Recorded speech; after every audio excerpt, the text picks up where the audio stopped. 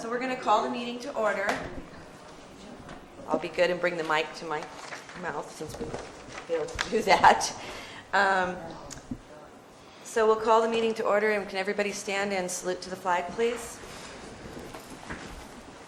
I pledge allegiance to the flag of the United States of America and to the republic for which it stands, one nation, under God, indivisible, with liberty and justice for all.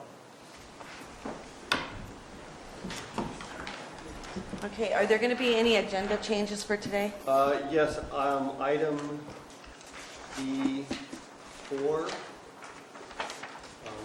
I'd like to pull that from the agenda. Okay. And do we need a motion to do that, or we can just move it forward and remove it? I don't think we need to, administrative, we're just going to pull it off calendar and reschedule when it's ready. Okay. Okay, so item E4 is going to be pulled from the agenda.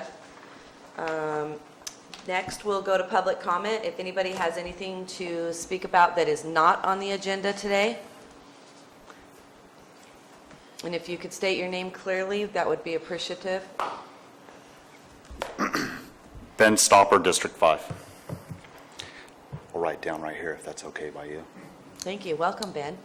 How you all doing? We are great, depending on what you have to say. I'm not here to be hard. I'm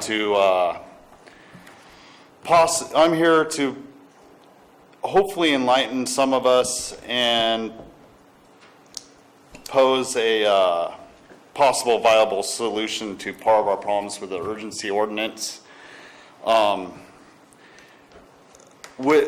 When introducing the community plans, the Rancho Calaveras plan says in there in CPRC 1.1, no commercial zoning or uses shall be established in Rancho Calaveras except within the historic town site of Jenny Lind and for those uses that qualify as a home business in conformance with Chapter 17.68 of the zoning code. Now, when it comes to urgency ordinance, marijuana, the one that's set forth now, we understand it's fluid, things will change in the future. But it's cultivation commercial-wise is set as commercial. It's not an agricultural thing. So in what I'm reading in the Rancho Calaveras community plan is that the people don't want commercial there. Now, I don't think this reflects medical use or what Prop 64 allows for in-home. I don't think either of those it conflicts with, but this is the community saying they don't want any commercial uses in the rural residential area, which in the urgency ordinance, anything over 2 acres rural residential is an area that people can grow in. So in the future, I just want to put on public record, this could be a possible solution to some communities having an option to choose whether they want certain type of institutions within their community past what the ordinance that passes, as long as it's still continued as a commercial use. And in my belief, you could specify language as such in the future, and people in their own communities could choose whether or not to have it beyond what the urgency ordinance that passes or a ban or whatever in the future. That's all I have to say about that. Thank you. And then I wish we had a public comment on the Valley Springs community plan, even though you're passing it on. So I guess I'll just hold my other notes for later. You all have an excellent day. Thank you. Marty Crane, Valley Springs Rancho. Thank you, Ben, for bringing that up. It made me remember some conversations that had happened in the past where I was asking about the Rancho plan and the statements in there that required that there be no commercial in Rancho. And I asked about that, and I said, well, what about the home-based businesses? They're there for commercial purposes. I mean, they're making a product or a service and they're selling it. Is that not commercial? And the way it was described to me at that time, and I don't recall who it was, was that if you have like a storefront and you have regular customers coming in and out all the time, and it's not like by appointment only. So I'm not sure if the cannabis thing would fit or not, but it's certainly a good conversation to have. But thank you. Thank you.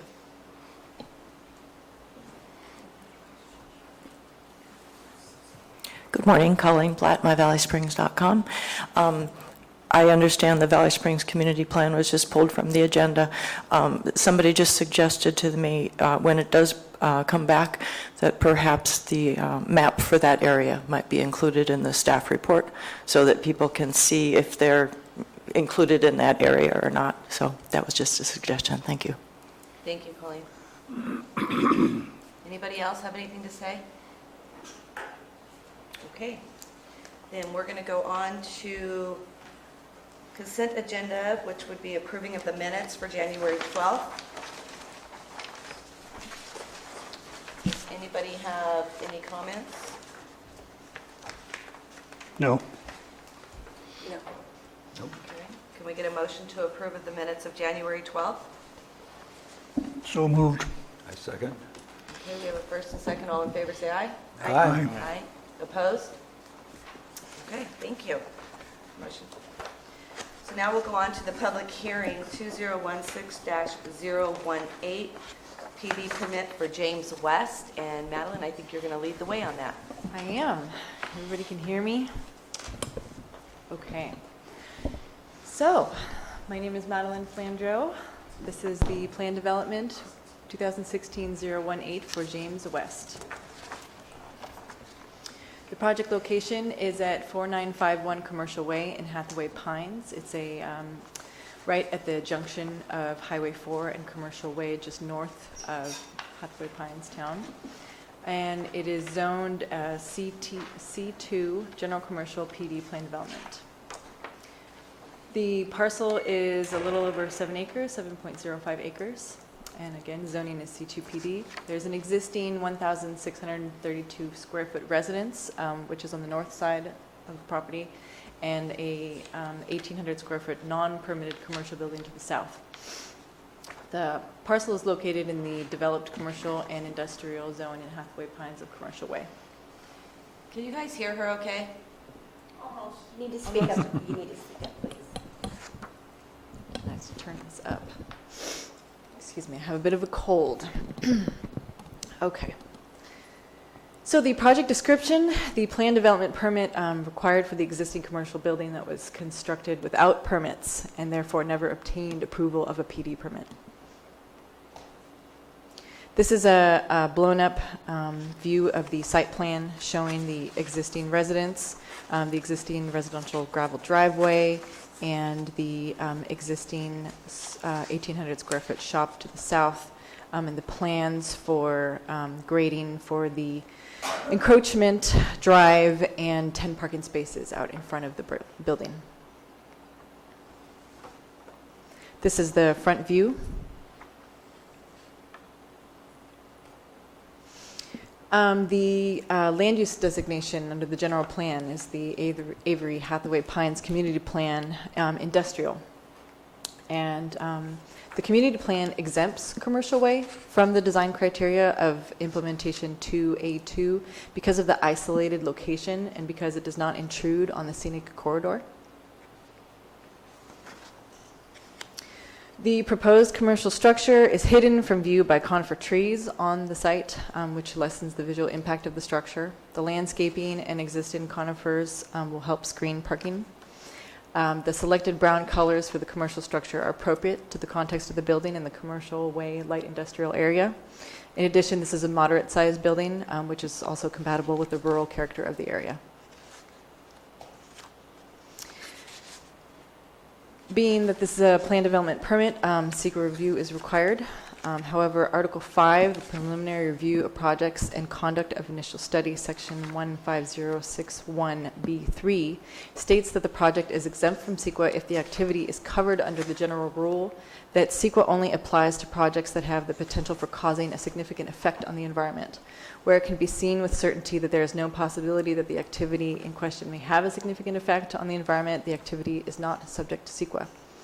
And as this project is for the approval of a planned development permit for an as-built commercial structure, it will not have a significant effect on the environment.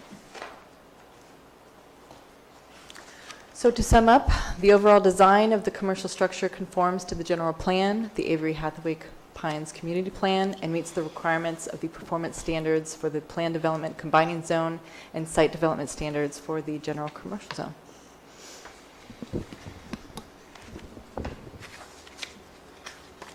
So I have some questions. Is this a good time to ask them? Please. I'm concerned on a couple of scores that this as-built structure, it looks good. It seems it's well screened and everything else. But if we assumed hypothetically that it was poorly built and would be a hazard for anybody to be in, I don't see anything here saying that the building department has looked at it or that it is up to permit value, and it seemed to me that that would be part of this planned development. It looks as if we're approving the building as is. That, and I think it's a dangerous precedent to say that it's not subject to CEQA because it's already there. And I certainly wasn't a part of the Trinitas controversy before, just what I read in the paper, but that was something that was already there, and the county made quite a big thing of it. And I wouldn't want to sign off on something saying, well, if somebody has built something without notifying the authorities, it can't have any effect on the environment, because obviously it has some effect on the environment.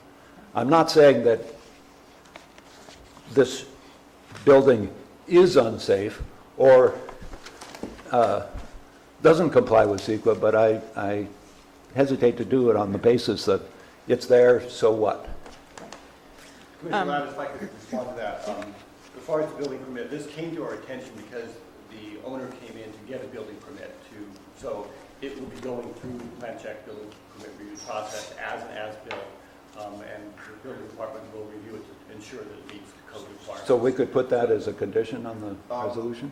We could, it's probably unnecessary because it's already, that's what precipitated this. I understand. Review process. Yeah. We would certainly add that as a condition. Okay. As far as CEQA goes, you guys are the approving authority, the commission is. And so if you are uncomfortable with the finding that we're making, then it would be appropriate to refer back to us to have a CEQA document prepared. If you don't feel this exemption should apply, then that's certainly within your purview. And we can go back and prepare an environmental document. But an environmental document doesn't mean It doesn't mean an EIR. Right. There may be some other exemption, although I don't know of one, and a fairly simple negative declaration might be it. Yeah, because I'm really uncomfortable about it's there, therefore it's okay. And I think it's a very valid point.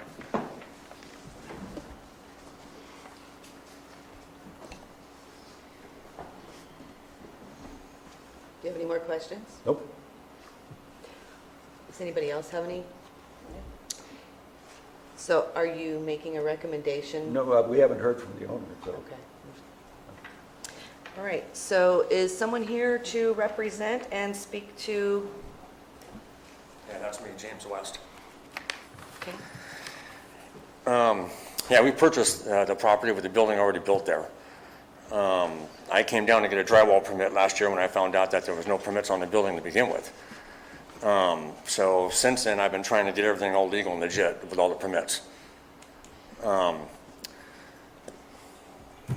know what else to say. I mean, the building, the only thing that I don't see that's illegal in the building is that the truss hangers aren't on the trusses, and I had to put some more redheads on the foundation. Other than that, everything looks like it's going to pass inspection. There were several businesses ran out of that building. When we bought it from Century 21, there was an auto shop there at one time and a wood shop there at one time. It was the first building built on that whole block. So how it got missed from inspections to begin with, I don't know. This was built back in 1978. The final, I think, was on 1980 or 85. But there was like, I want to say, maybe 10 more businesses in that block. And how an inspector drove by there and missed that building, I don't know. So you're saying there was a final, are you referencing the residence versus the shop? Well, there was a final on the residence, not the shop. Okay, So, but what I'm saying is it was the first building on the whole block before all the other businesses were built. And like I said, you got an inspector driving by there all the time when he was inspecting the other buildings. And how it could have got missed, I don't know. PG&E's got a meter hooked up to it. They said they wouldn't have done it without a permit. Now, there's a commercial meter on that building right now. So I don't know what happened back then. Somebody got paid off or something, so. Mr. West, and I am no way trying to imply that you're trying to sneak something Oh, past no, that's us. how I brought it up there. We bought it the way, Yeah. we didn't build it, it was bought like that. Yeah, So I'm just trying to make it legal right now. I appreciate that. You know, I mean, it's costing like about $115,000 to get that building legal. I just had to borrow the money for it. I mean, that's about what it's gonna cost by the time we do the asphalt, the water, septic, everything. It's gonna be about that much, which, that's the way it goes. You know, it's gotta get done.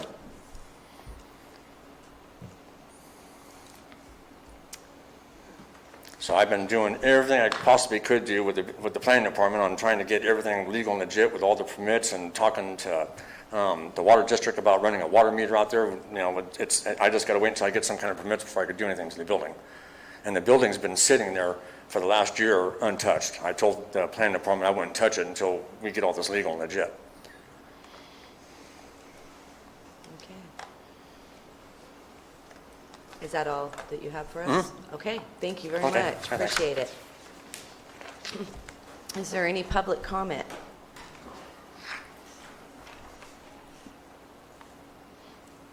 Okay. I'm going to bring it, Yeah, I would recommend that we refer this back to the planning commission and put in a condition that the building department approves it, which obviously we're on that way. I'm mainly concerned about precedent here. And that we deal with CEQA in some way other than the fact that it's already there, therefore it can't affect the environment. so I'm very familiar with this location. I'm very familiar with the shop. It has existed for, I can vouch for at least 20 to 25 years that shop has been there. And he is right, there was a wood cabinet shop in there, there was an auto shop in there. I'm looking, I guess I'm looking as to why you want to have him go through the CEQA process a little bit further, because not that the building was just existing, but because I know of the location that it's in. It is in an industrial area. Everything down that street is industrial, and there is a carve-out for this area in the community plan. If you're in the Avery Hathaway area, up on the highway, everything has to comply with the historic look of the town. But this is an off-street that goes down and out. There's storage units, there's automotive shops, there's, you name it. I mean, it's all industrial. Peter, what, do you see the need for the CEQA there? I think Commissioner Lattice raises a really good question. The fact that it has been there for probably 25 years, maybe as much as 40 years, I would say that if it had just been built, we would definitely say, no, I'm sorry, you can't get it out of CEQA just by saying, you know, it's already there. To go back that far and try to determine what effects could have occurred, I don't know that we'll really gain much. Procedurally, it makes a lot of sense. I appreciate that. And we certainly wouldn't want to set a precedent for, you know, anyone who built something illegally that exempted from CEQA. And the way it's currently worded, that's what we're doing. And so maybe if there is a majority of the commission that feels that because of the length of time the building has been there, and the fact that, you know, at this point we really can't tell what effects building that building might have caused, that we could revise the findings for the CEQA exemption to clarify that so it doesn't set a precedent. Otherwise, we could go back and we could prepare a fairly simple, we have to sort of go through the checklist and say, well, extensive resources in that area. There are cultural resources. The minor improvements that would be necessary to bring this up to the code. There's an additional parking lot that needs to be improved to serve the site. There might be some, we'd have to look at that, what does that do as far as any, but for the most part, I think we'd find that the impact would be less than significant, and therefore a negative declaration would be appropriate. And I could find myself supporting that Yeah. easily. I'm just concerned that 3 weeks from now, or 2 months from now, while we have somebody building a golf course, or has built a golf course, and it's already there, and they look to this and say, wow, it's I already think built. part of it is, the scale of development as well. There are some exemptions under CEQA for small-scale commercial buildings. So I have a couple of concerns. One is that we have a building that's been there for many years, and we have somebody that wants to come forward and make it right. Make sure the structure was built to code and it's not going to come crumbling down on top of somebody that enters the building. The difficulties that I experience through my industry is that when we constantly find an unpermitted building, the cost to bring it back and to make everything right is so exorbitant that people don't want to permit it. They just buy it and want to deal with it as is. I don't want to punish somebody because they've acquired something that wasn't permitted and they're trying to do this the right way, going out and trying to do the CEQA process. There's a lot of other buildings that are built near there, just down, so this is up on a hillside, and then there's a ridge that goes down to another parking lot and a whole commercial structure that's been there a very long time. In that area, when they built, did they do a CEQA report? And can we pull from that and say, okay, we've looked into CEQA in the surrounding properties and there were no cultural or other effects? Is that something we can do? And that's something that we just would do during the document, look at what we know around the area. So yes, we could do that. So if By we, raising my concerns, I certainly don't intend to punish Mr. West for something he shouldn't be punished for. He's doing the right thing. He's trying to make the whole system work, and that's great, very admirable, and he's doing all the right stuff. I don't mean to punish the planning department either, but... No, your questions I'm are just- very, very I'm just good. asking if the planning department can make this work so that we have a CEQA exemption or a CEQA no significant effect on the environment or no arguable effect on the environment, which I could see myself signing off on very easily. at the time this was built and at the time the other commercial buildings in that area were built, were we doing CEQA? CEQA became law, I believe, in 1974. So I don't know that I think any of, actually 1970, anyway, early 70s sometime. and those buildings down there potentially are older than that? So there may Well, not I even heard be maybe a report. 1978 at the earliest, but what Mr. West had stated, so. Do we know if there is, but that's just that property, I'm talking about the surrounding ones may have been built even sooner than, or later than that, sooner. Do we know if we have any references on any CEQA reports in that area on Commercial Way? I don't know. If there's discretionary projects that went through in the last 40 years, yes, we should have some document. Oh, you know what, there is, because the Autosmith was built, I'm going to say in the last 10 to 15 years, and that's across the street. So there would be something there. I mean, there would not be any additional cost to the applicant, it's just a matter of time. You'd have to prepare a document, it requires a 30-day circulation, we could probably shorten it to 20 days with provisions for a shortened circulation period, and then reschedule it, come back. So it'd probably be about a 2-month delay to prepare a negative declaration. But in the meantime, I understand that the owner is working on getting the... This will stop everything for the Again. 2 months, though. So perhaps you can educate me. Why is this not a negative declaration as it's worded? Item 1 on in the resolution? What do we have to do to make it a negative declaration? We would have to prepare the document and allow public comment on it to ensure that we didn't miss something.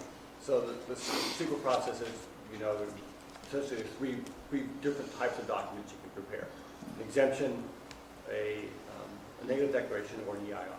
Which clearly wouldn't raise to the level of significance to need an EIR. The question is does it appropriately fit the exemption provision? And I think the question of, because it already exists, does that mean it's exempt, is a valid question. I would certainly say that if it were, based on the scale, the Trinitas Golf Course, for example, no, that does not. But can we differentiate between this project and a project such as that, or something in the middle? Where do we draw the line? How do we ensure that we are treating everyone equally and fairly and following the law? And Julie wants to kick me, she can. I was looking for her to, I'll be honest with everybody, this is not one of the items I have been asked to research. I've only been doing unsolicited research on marijuana cases. So the brief discussion I've heard this morning, CEQA is largely a procedural requirement. I tend to agree with Commissioner Laddish that the most conservative route is to not make a subjective judgment and to just follow the procedure. So, it sounds like the environmental document would be likely very minimal, but, my recommendation would be to go along with, just from the most conservative legal standpoint, would be to go with what Commissioner Laddish is saying. so going back to the original resolution and recommendation, and I was just reading it again. On page 6, environmental review. It only applies to projects which have the potential to cause a significant effect on the environment. Where could this possibly cause an environmental effect? And it's been there for 25 years plus, and we're not building anything new. If he chose to add on to this structure, make it larger, then at that point, I guess I could see where we're going with this, but It's the reasoning that I'm concerned with. And I don't see, just from a layman's point of view, I guess I'm still a layman, how this is going to cause a significant effect on the environment. I just don't want to be on record as saying, if it's there, it must be exempt from CEQA. That's the ground I'm concerned about. I don't think there's going to be any problem. I think the planning department could come up with a reason why there's no need for any major involvement of CEQA here, like an EIR. okay. A negative declaration would probably be appropriate. I just think it's not just a step on the slippery slope, it is the slippery slope to say it's there, and on that basis, CEQA, it's exempt from CEQA, and that really bothers me. If we were to narrow that statement, so it's not just because it's there, but because it's been there for a lengthy period of time, it's an industrial building, an industrial area, it's only 1,800 square feet, something like that, so it narrows the focus to show that it meets the standard, which is it can be seen with certainty that there's no probability that this would have a significant effect on the environment. Would that raise your comfort level? That would raise my comfort level. Yes, I think I'd be very interested in that language and then see if, I think that, that's a step in the right direction. And I think that'd probably be sufficient for me. I haven't heard from any other members here as to what. Well, I think it definitely needs to be clarified. So it is a step in the right direction, but is it just a baby step in the right direction? Well, as I read the resolution as it was worded, it appears that it's decided, or that it's stating that it is falling within the exemption description. And I'm not quite sure why it wouldn't be. That's where my concerns are as well. But council has suggested that we do need to look at the whole process. You know, I haven't researched about whether you have, all I know is that, you know, I haven't dug into this. You know, my sense of CEQA is that it's not really based on making a value judgment on a case-by-case basis. It's really just a set of procedural steps. And so I distinguish looking at CEQA and what the procedural steps require from looking at the nature of the project or the impact on the landowner. So, you know, off the top of my head, without digging in further or looking for other possible avenues, off the top of my head, this is just the most conservative approach. I don't know for sure, without having done further research, whether the alternative suggested would be adequate or not, but, you know, it's certainly up to the commission to interpret what it, you know, its understanding of CEQA and to apply it accordingly.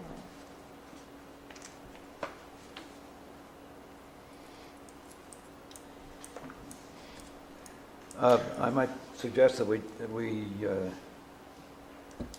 put this over until the end of the agenda, and you and your great wordsmithing have a chance to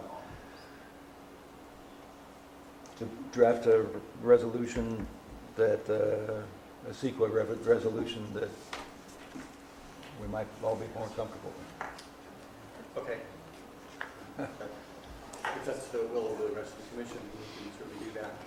I would strongly urge we get it done today, if we can, if that's possible, certainly. Well, we've only got 3 items, and let's see.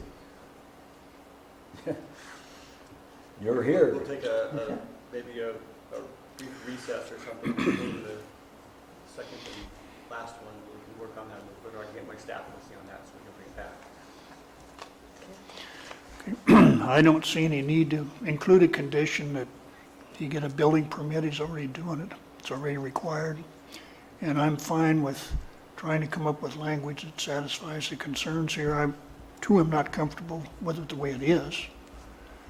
My question really is, what's the most expeditious, most streamlined way to deal with this? And it sounds like maybe that is. Yeah, I think the most expeditious, the most streamlined, and something that we're not going to pay for as a precedent in the future.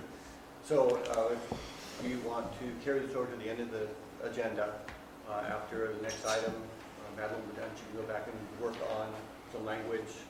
We'll take maybe a brief break after the third item, and then we'll finalize that, bring it back to you. And I think maybe we might be in disagreement as far as it wouldn't cause you much trouble to put in a condition that comply with the building code, since that's what he's already doing, right?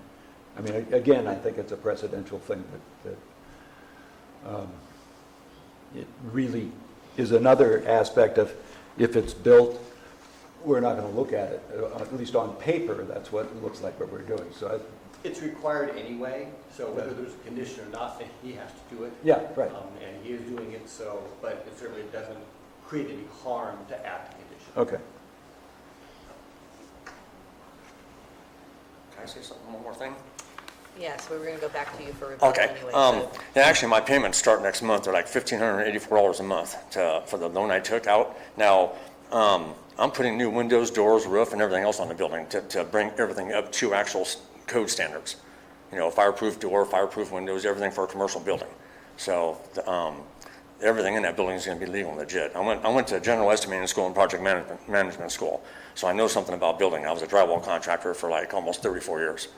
So that's how this first came up. I went down to get a drywall inspection when I found out there was no permit.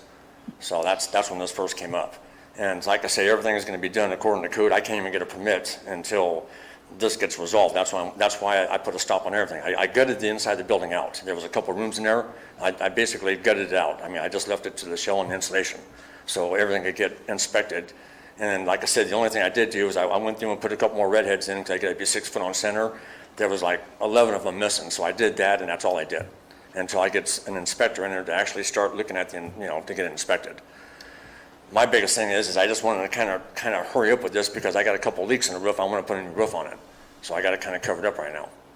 And we understand that, Yeah. I mean, the realities of it is you need to be able to keep going on this. Well, like I said, I want to make it legal and legit because it was either that or we got to sell the place, and if we sell it, we're not going to get nothing out of it. So that's the biggest thing right there. So, like I say, I'm just trying to get everything all nice and legal for the building. And we So, appreciate that. Okay, all right, thank you. So, thank you. Do you have anything further you want to add? No? Okay.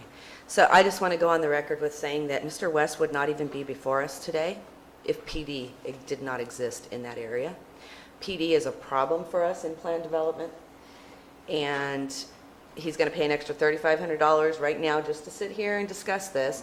He was doing everything in the appropriate manner. He went to the building department, he went to get permits, that's when he found out it wasn't permitted, and then he has taken all the extra steps to come forward, be honest, legit, get the building properly permitted, and I don't want to do anything to this because I do believe there is a carve-out for this situation that could waive CEQA for him that is going to cause him more harm.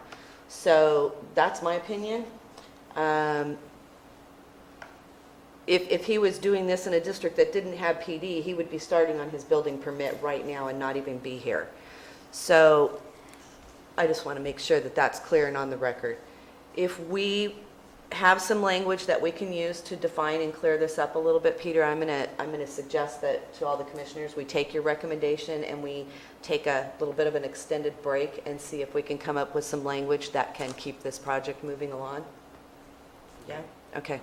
You guys all good with that? Yep. Okay. Yes. So, Mr. West, we're going to have a different resolution with some different language put in there to kind of clear this up a little bit. It's going to be a little while before that's done because we got a couple more hearings to go through, and then we'll bring it back for vote. Just kind of hang out. You can hang out, you can go have coffee and come back, whatever you'd like to do. I'll sit there and watch. Okay, thank you. Okay. What else on my agenda? I don't know what we're doing. Okay, so we're going to go on to agenda item number 2, 2016-1143, appeal of the planning director's denial of commercial cannabis. And Madeline, are you also handling that one? Yes. Okay.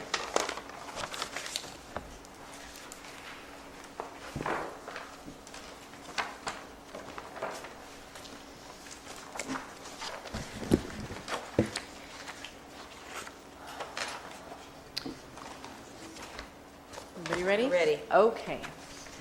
So, 2016-1143 appeal of the planning director's denial of commercial cannabis cultivation registration, 2016-538. The location of this site is at 4837 Ponderosa Road in Murphys, just west of the town of Murphys. The APN is 056017004.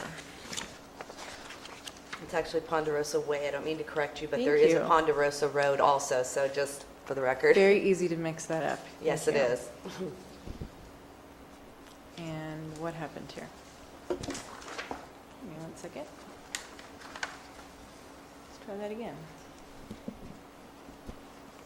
Okay. The reason for the denial of this application was the lack of a complete application.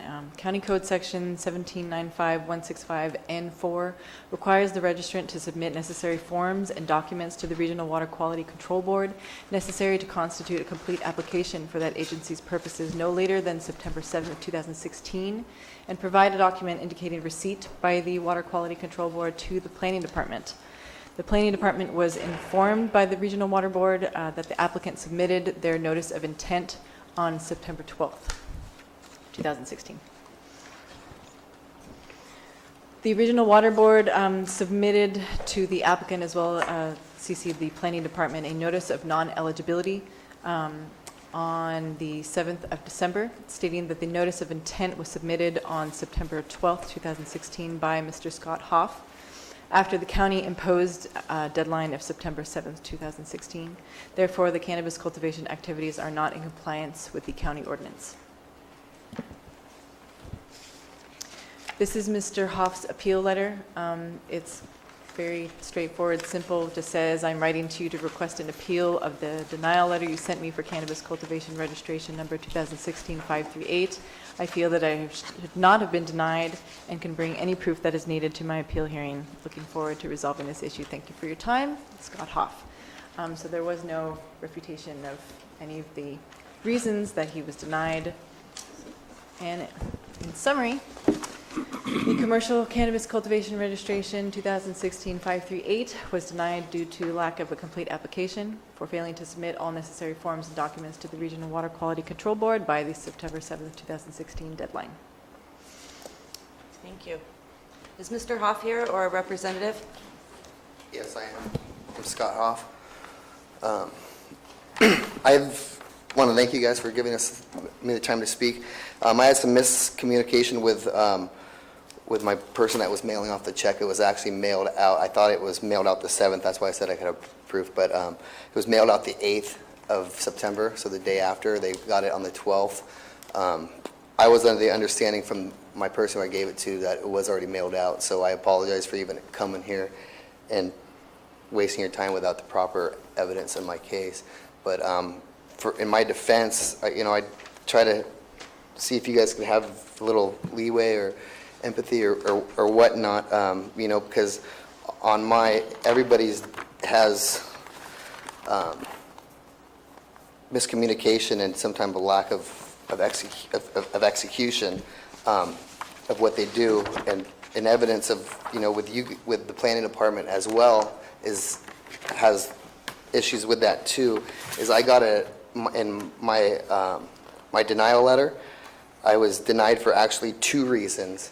It was because one was the water board, and the other one was for a background check that was, I didn't disclaim something from like 20 years ago or something, but supposedly I should have had this that was given to me this morning, last week or sometime prior, and that's one of the reasons why they're not bringing that up. I'm sorry, what now. is this? It's the evidence of a piece of paper saying that the memorandum from the sheriff's department showing me that I was failed and everything like that. And, it was showed on my paperwork that I was denied for that reason, but it didn't give me anything from the sheriff's department. So I'm just kind of showing that there is some oversight even in a well-planned out planning department, that there could be oversights in some things. And I'm hoping that you guys can take a little bit of empathy or sympathy, or I don't know what the word would be right now, but it was a day late on the, I have a receipt of when I mailed it out and everything like that. Do you have a copy of the letter dated December 7th by the Water Board? I have a copy, Because it looks like you have a notice of non-eligibility through the Central Valley Water. They're denying it. Cultivation activities in the NOI are not in compliance with local or county ordinances. that's because it was mailed out on the 8th. I thought it was mailed out on the 7th. So the only reason they denied me is because of the ordinance that you guys had, and I admit that I slacked on the time of getting it in, but everything according with my application has been in on time. You guys been out to my property and inspected my grow sites and everything like that. I've been in compliance with everything. I'm just more so here just to see if you guys can show a little leeway, since I do have evidence that I did mail a check out, that they did cash it, and then they actually had to reimburse or refund it to me. That it was dated on the 8th, and they got it on I'm not sure when they got it. That was my next question. You've asked for a refund? I didn't ask for a refund. No, it's automatically what they do, since they denied my application. They can't keep the $1,000. They have to refund it to me. But I'd like to. I have it all right here to send it out to them and everything like that. I have my receipt from when it was mailed out. Like I said, it was miscommunication with the person that I was having mail it out for me. And writing the check for me. It was mailed out the 8th instead of on the 7th. You send it certified? I tried to get it certified, but this is what I got. Can I show it to you? I don't know if I can approach it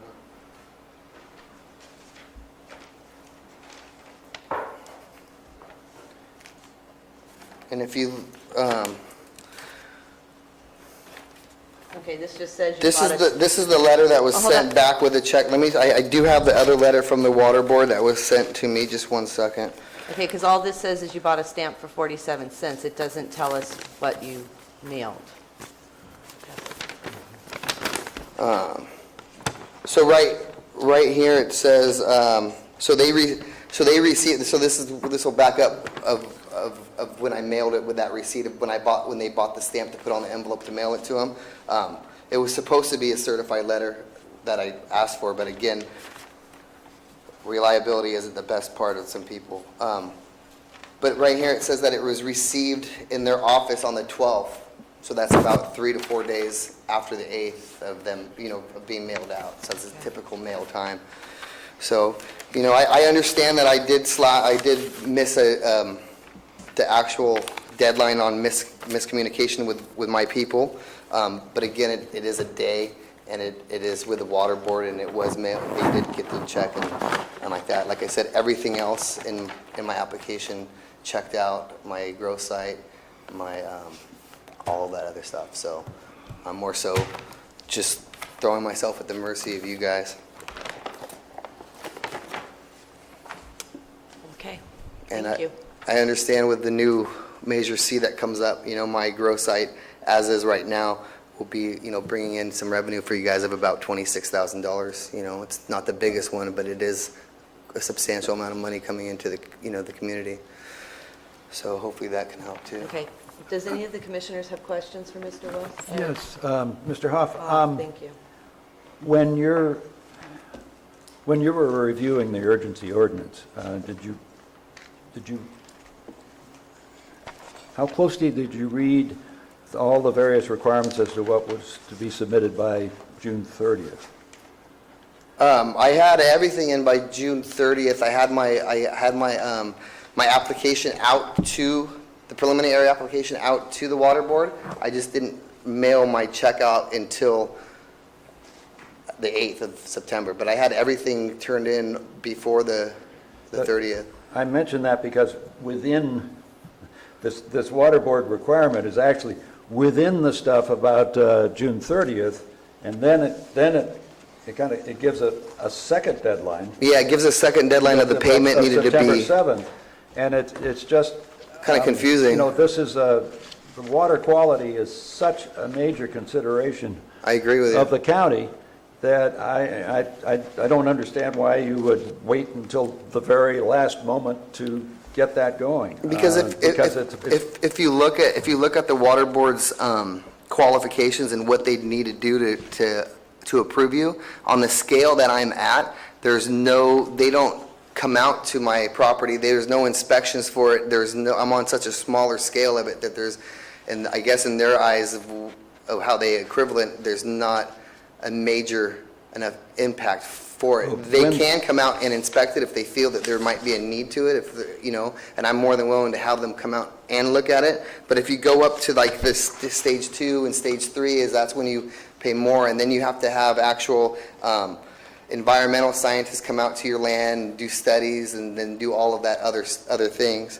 But yes, I can see where you're saying that I did wait a long time, and that's part of trying to come up with money at the time. I'm I'm just me.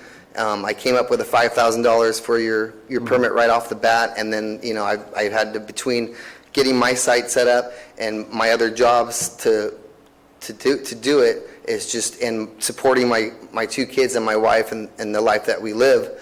I had to take time to save up the $1,000, and I actually ended up having to take out a loan that last day to try to get it mailed in.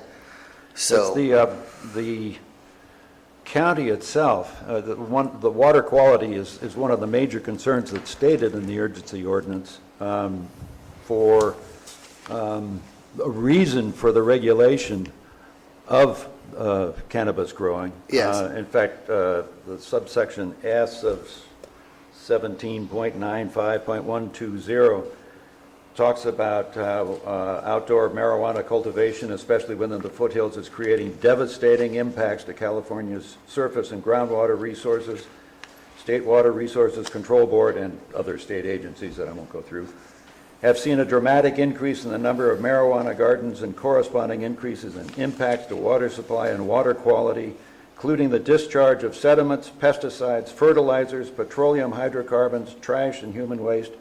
Sources of these impacts result from unpermitted, unregulated timber clearing, road development, stream diversion for irrigation, land grading, erosion of disturbed surfaces and stream banks, and temporary human occupancy without proper sanitary facilities. I'm not saying you did any of this. I but this is a completely major agree concern. with you on what you're saying on that fact. We didn't do any grading to the property. It was already pre-existing. Everything was there. And again, the water quality is a big deal. That's why, I mean, I did have the application in to them before my deadline. Again, it just came down to financially. You know, unfortunately, I have to put food on my table for my kids instead of pay $1,000 for a water board fine, you know? I did get it in I thought I had it in on the 7th. Again, it was miscommunication. Otherwise, quite frankly, I probably wouldn't have wasted another $500 to try to come here and talk to you guys if I realized that this was here. But again, I got a certified letter from you guys, from the planning department. I picked it up off my front door on the 22nd of December, which is 2 days before Christmas. So I went in, it was certified, so I didn't get it. So I went in on Monday when they were open, or actually I believe it was Tuesday when they were open, and I signed it. And then I signed for it, I picked it up. I called the planning department. I believe I talked to this, I'm sorry, what's your name again? Madeline. I talked to her on the phone, and she said that I actually only had 10 days from when the letter was sent out to me, and then I had to get it in by that Thursday, which was 2 days after I was able to talk to him.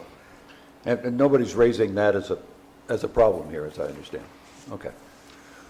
But I had to get my $500 and my appeal letter in within 2 days, not of the time that I received it, and it's actually certified that I received it at that time, of 10 days from that. I had 10 days from when you guys mailed it out to me, and by the time I got it by certified letter, I only had 2 days to come up with it, you know?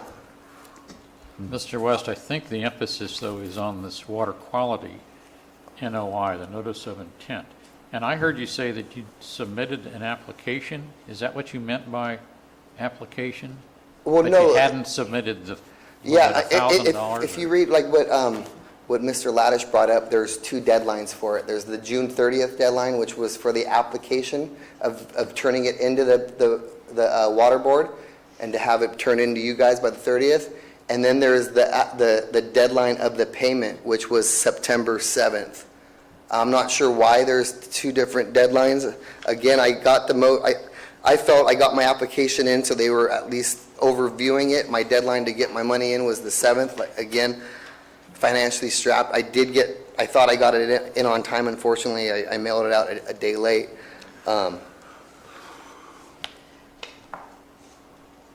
So is the water board accepting it by date stamp on the envelopes of September 7th? Because technically it wasn't in until the 12th. No, actually, it seems like they're denying it because the person that I had to write a check for it and mail it out, they dated the check on the 8th.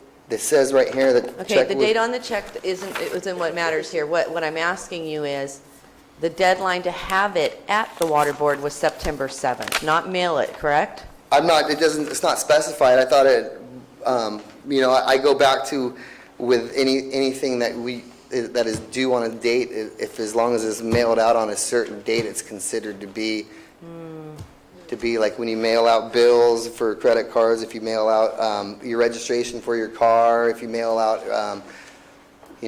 that kind of stuff. It's always post I'm not aware of that, okay. I understand And the again, water board. right here, it says, please finally, we received your check payment dated 9/8, and the amount of refunded said the amount because the cannabis application didn't meet, it doesn't say why, it just says it was Okay. dated the 8th, so. What were you going to say, Madeline? I understand that the date stamp of the 7th, if it was date stamped in the Is mail on the acceptable? 7th, the water board was accepting that, and that we were Okay. accepting that as well. Yeah, and again, that's a miscommunication on my part with the person that I sent out to write the check and to mail it. I take full responsibility for that. Again, that's why I'm here throwing myself at the mercy of you guys. I'm trying to to do the right thing. I'm trying to follow all the rules. I'm trying to meet the MRSA Act for the 2018, and I'm trying to just be in this industry so I can be in the industry. Otherwise, if we fail here, then it's pretty much back to school and find another career. I'm not sure I quite understand the facts here. When did you submit the notice of intent?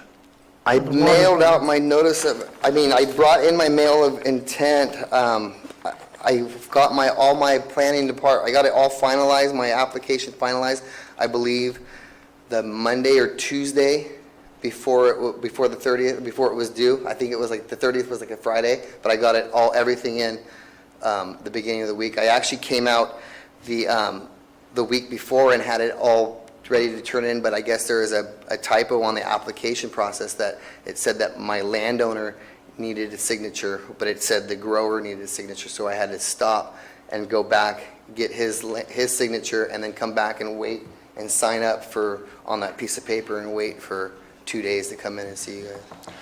Well, it looks like you have to file a notice of intent with the Water Quality Control Board. Yes, I mailed that in. When?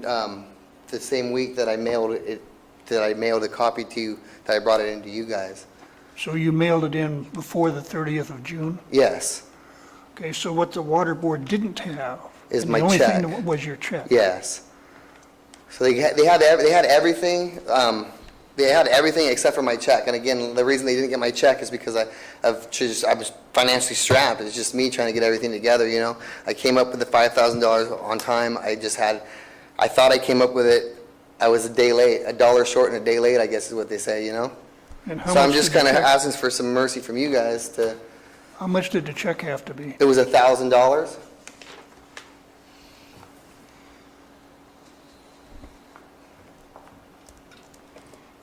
Madam Chair, if I could maybe address an issue that Commissioner Ladish raised. There was N4 of the provision for commercial cultivation require them to either submit with their application the notice of applicability. So those who had previously received approval from the water board, the notice of applicability for their final permit. And some of the people already had those who had been growing previously. We realized during the drafting of the ordinance that a lot of people didn't have those yet. It was going to take time to get that. So 4B allowed for the submittal to the water board in the interim period between May 10th and September 7th to submit the documentation, the fees, whatever they needed to get their application process, and then submit that to us by September 7th.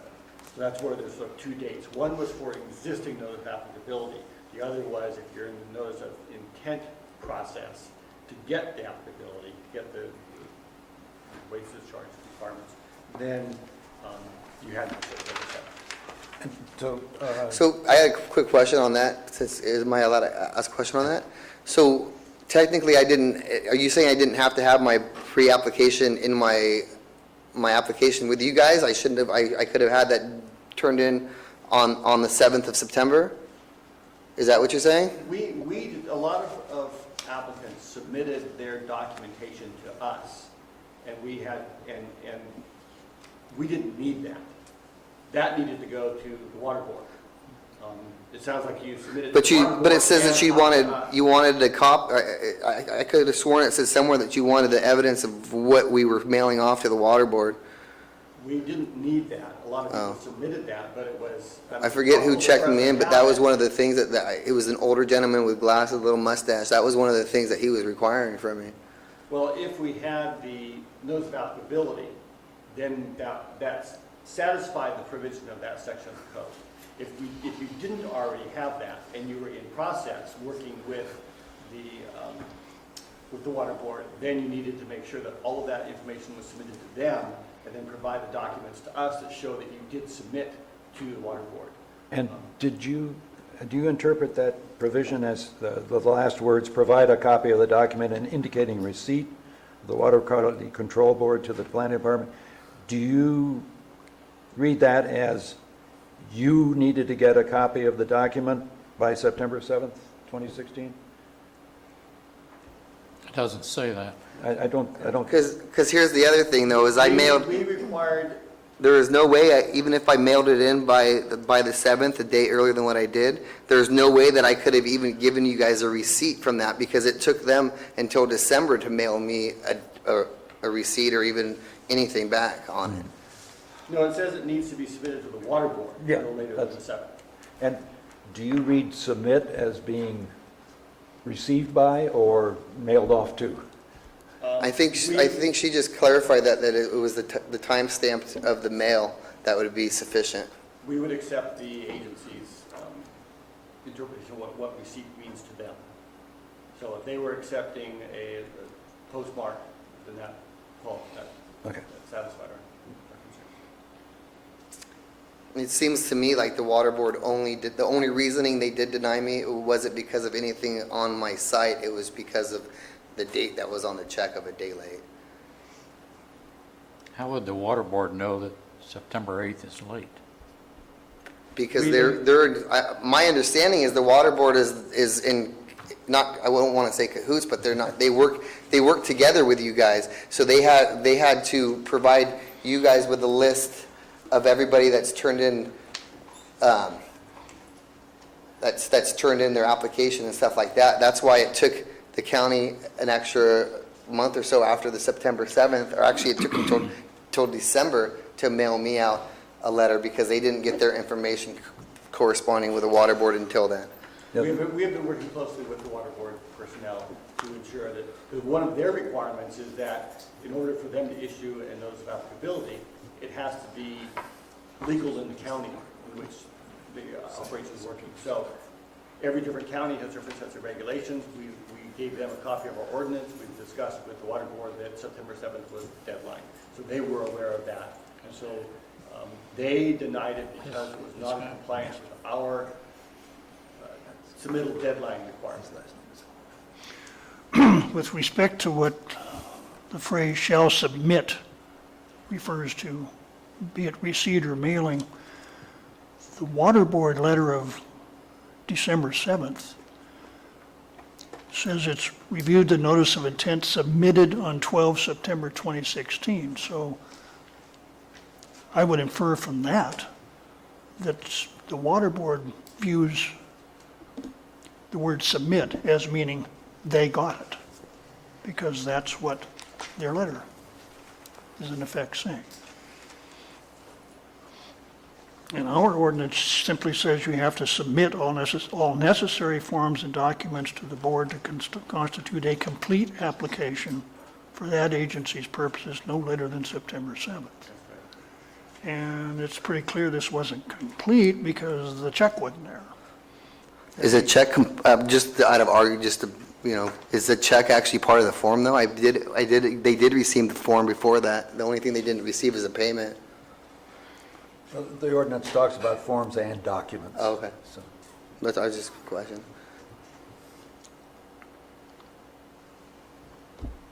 A complete application typically means any fees necessary to be paid.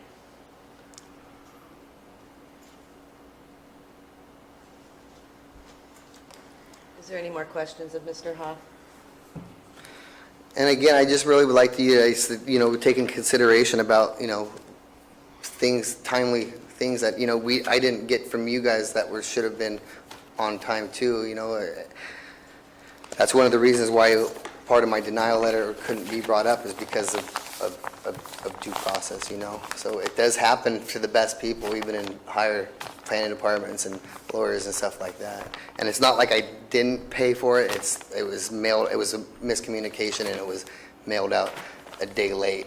They did get the check, they did have it, and I can resend it out to them. I think I've asked this question before and it's been answered. I got to make sure I got this right. The notice of intent was actually submitted before June 30th? Yes, it was submitted with the day that I turned in all So the only my, thing that missed the September 7 deadline is the check. is the check. It was mailed out the day after the September 7th, yeah, and that was miscommunication on my part with the guy that I was having write a check and mail it out.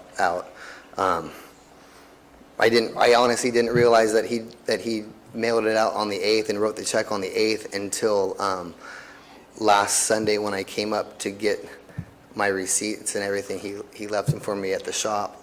And that's when I looked at it and I was like, you know, it says right there the 8th. If I would have even said that, I wouldn't have wasted $500 to take a gamble on it, because I don't have $500 to gamble on it.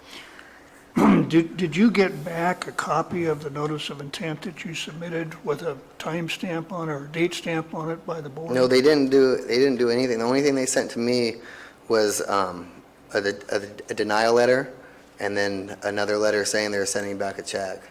Well, because their letter says that they reviewed the notice of intent, NOI, submitted on 12 September 2016, which I took to mean the notice of intent. In other words, the document, not just the check.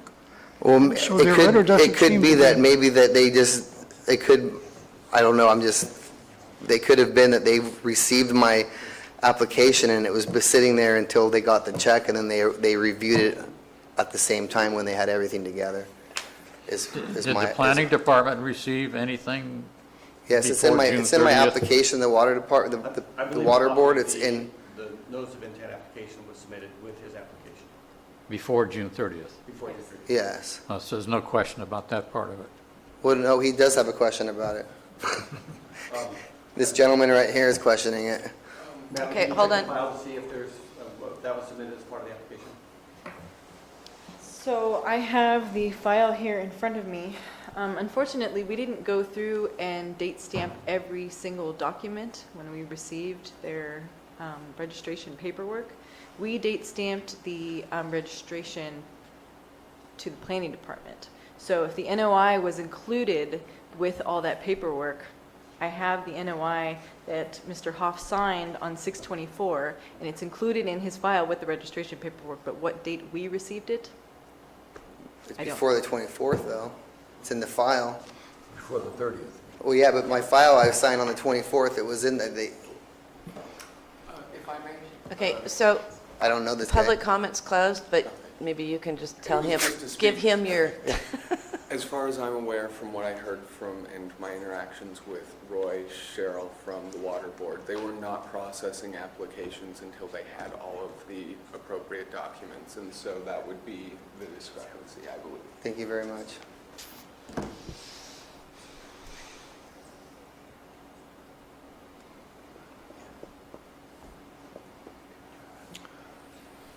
okay. Have we had public comment on this? We did have public comment. Yeah, nobody came up. So we went into rebuttal for him now. I'm sorry, I did not hear the call for public I comment. didn't know. I don't think you. I don't think we so. did. No, Up you're there. just talking to the applicant, so I think now would be time for public comment. Okay, let's go there. I'm gonna sit down. Sure, thank you. Thank you for your time. Hello. Yes, my name is Trevor Whitkey. I'm with the Calaveras Cannabis Alliance, and I'm here to address the Planning Commission for the first time. My understanding from my own personal experience with my own application with the Water Quality Control Board was that they were swamped at this time period. They were literally inundated with applications from all of us. I spent weeks trying to contact them in the days prior to the September 7th deadline, trying to confirm that they had my application, that they had my check and my payment. And it wasn't until after the September 7th deadline that they were getting through and actually processing all of these applications. I can also speak to the fact that when I was in communication with Roy Sherrill of the Water Quality Control Board, he told me specifically that they would not process any applications until all of the documentation was present. So if the check wasn't there, they put it to the side. Once all the appropriate documentation was available, then they reviewed the file in total.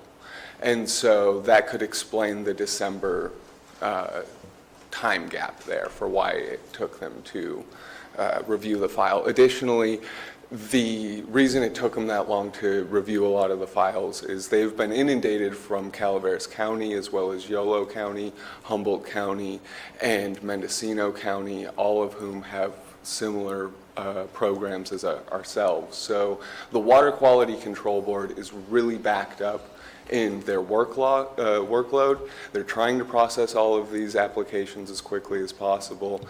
And all things considered, right now, we have somebody who is a Tier 1 applicant. He's the lowest risk and threat to the environment.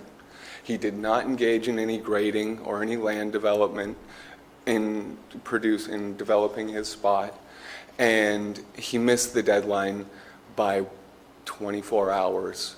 There really was, on a real-world impact level, no consequence of any merit as a result of this missed deadline. I understand that the deadlines are important and that we need to uphold the urgency ordinance, but in this instance where this person has shown good faith and has made an effort to try to the best of their ability to meet all of the deadlines, and they really only missed this one by a matter of hours, I think that there should be a little bit of leniency and recognition that this was a good faith effort on this applicant's part and that there wasn't actually any environmental impacts of consequence as a result. And anyway, I very much appreciate all of your time and welcome you all to the new commission. Look forward to working with you. Well,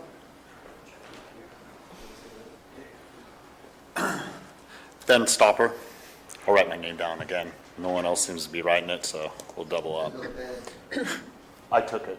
It's my bad. I still have it. I'll leave it this time.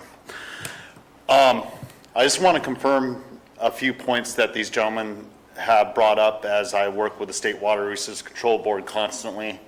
First is the State Water Resources Control Board on multiple avenues when they accept applications or NOIs or NOAs. They accept it on the date that it's stamped on the envelope. So that they will take that, if you have a deadline of June 30th, they accept that date on the mailing date. It doesn't matter. I mean, and that's across the board for the State Water Resources Control Board. Second, I also want to confirm that at the point where they confirm the NOI, they would not do it or move forward on anything until they received all the information, including monies or checks, to put the process forward. So that is typical. So both what these gentlemen brought up in those instances is correct and truthful with my experience with the State Water Resources Control Board. To move on further, we have a date. That date was missed. And there may be other reasons for denial that aren't stated here that could possibly be brought up in the future.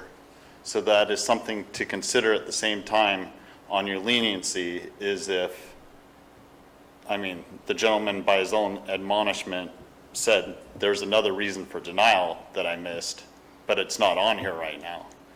You wouldn't know about that unless he told you. It's on there, they chose not to talk about it, I can show it to you. Okay. hold on It's- one second. That's fine, Because you'll have sir. your chance, but we have to So, let the public finish. you have a tough decision. I mean, a lot of these people on both sides, you know, there are good and bad people on all sides of every situation. And I personally want to take to heart that we have a lot of the more better people here in Calaveras County. So don't take the decision lightly. Thank you. And can I rebuttal Okay, let's get through public comment first, and then you can come back. Sorry. Is there anybody else that would like to speak? No? And welcome Supervisor Edson for joining us today. Okay, so now you can come back and rebuttal the public comment. My second reasoning of getting denial is on my letter. I guess they just chose not to bring it up today, maybe because of, I didn't get my letter till this morning, but it was because of my background check. Typical background checks for any employment, any child volunteering sports, baseball, soccer, everything goes back 7 to 10 years. When I filled out my application, I didn't see that it said, that it didn't specifically say that. I omitted that I had a DUI back when I was 19 and then a wet and reckless when I was 20. Again, that's 20 years ago. It was an oversight. It's not even technically on my record anymore. Again, everything, I've had background checks for work, for volunteering with Little League and soccer and all of that. And again, they only go back 7 to 10 years. I put on my background check, everything that has consisted with medical marijuana and everything like that. And I've outlaid everything like that. It's just an oversight of something that happened 20 years ago that isn't even a factor in anything anymore. It's completely off the record, everything like that. I'm not sure why it even goes back that far. So and maybe that's why they decided not to bring it up today in my denial letter, because it has no bearing really on this case. I don't It is 20 understand. years ago. I'm not going to open this whole subject matter, but... And I didn't bring it up because supposedly what the lawyer told me right now is arrest records are confidentiality. But since I have nothing to hide, I mean... But I'll withdraw my question. No, it's okay. It just, I can't quite understand your argument. Are you saying that you understood that it was only marijuana or a drug or something type offenses? No, what I'm saying is that this incident that they're denying me for. I'm going to bring this back because this isn't on the agenda today for topic. What we're discussing is specifically the water. So Yeah, let's keep it on the agenda topic because the criminal record is not part of our. Okay, so that can't be brought up later. I'm just clarifying what the gentleman before said, that why I was denied, so I did have part. So there was a checkbox on it, but the reason that we're here today and the resolution specifically states we're here because you were one day late getting your paperwork into, the check into the water board. Actually, I believe on my paperwork it says that I'm here because of the check on the water board and because I failed my background check. That's what my paperwork says. Okay. And then this Mr. Ethan right here, he called me 3 days ago asking me if I got a copy of my denial letter from the sheriff's department, which I had not, and he informed me that he was just trying to cover the planning departments, but because I should have this because I'm going to court about it. And so since I just got this morning. Okay, we do not have a copy of that. It is confidential, so I don't want to have the commissioners discussing that issue with you at this time. That's your confidential letter that you can take and we'll But what I'm saying though is on my letter, that why I'm appealing today, it was for two things on my letter. Even my confirmation letter, it said my water board and it said because of my background check. So I'm just clarifying the reason that we didn't bring up the other one is because the planning department didn't want to pursue it. It has nothing to do with. And that's fine. with You're that. allowed to waive your rights to confidentiality, but on our resolution today, we're not ruling on that. We're only ruling on the water. Yeah, well, and why you wanted to clarify that the only other reason of denial was that, and that is obviously a mute subject because after today they can't bring it up anymore for it. Well, Mr. Hopp, they can bring it up. Mr. Hopp, while you're still standing there, I want to ask the planning department, I'll deal in hypotheticals here. If an appeal is granted on one ground, the one ground that's before the planning commission, and later another ground is developed for denial, can that application then be denied and go through the due process hearing on that other ground? Yes. And then even if it's existing at the time, the second ground that's brought up is something that's refers back to a time before this hearing? Right. Typically, as soon as we find something that's a disqualifying factor, we will deny the application. To prevent excess work, since we're inundated with inspections and all the other process. We don't need to inspect something that's going to be denied because they didn't follow paperwork properly, for example. We would try to identify all of the disqualifying factors at that point in time, but there may not have been a complete review of the application yet. Or if that's something that says that we can't move forward with this because it fails to meet this criteria, that could be denied. But If the planning commission, let me finish. Yes. If the planning commission were to approve the appeal for the denial based on the water board qualification, we would take it back to staff to complete our review, and if there were any other reasons for denial, we would still end up denying it for yet another reason.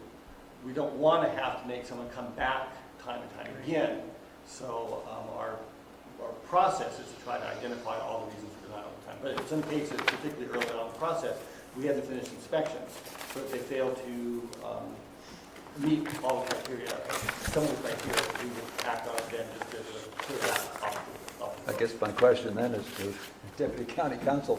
I don't know if there's any sort of concept of double jeopardy in these proceedings. This is criminal. I mean, the discussion of whether or not there was some sort of error where it should have been dealt with today, the fees could potentially be waived if it turns out that the reason it wasn't brought up today was the error of the county. However, no, there is no double jeopardy.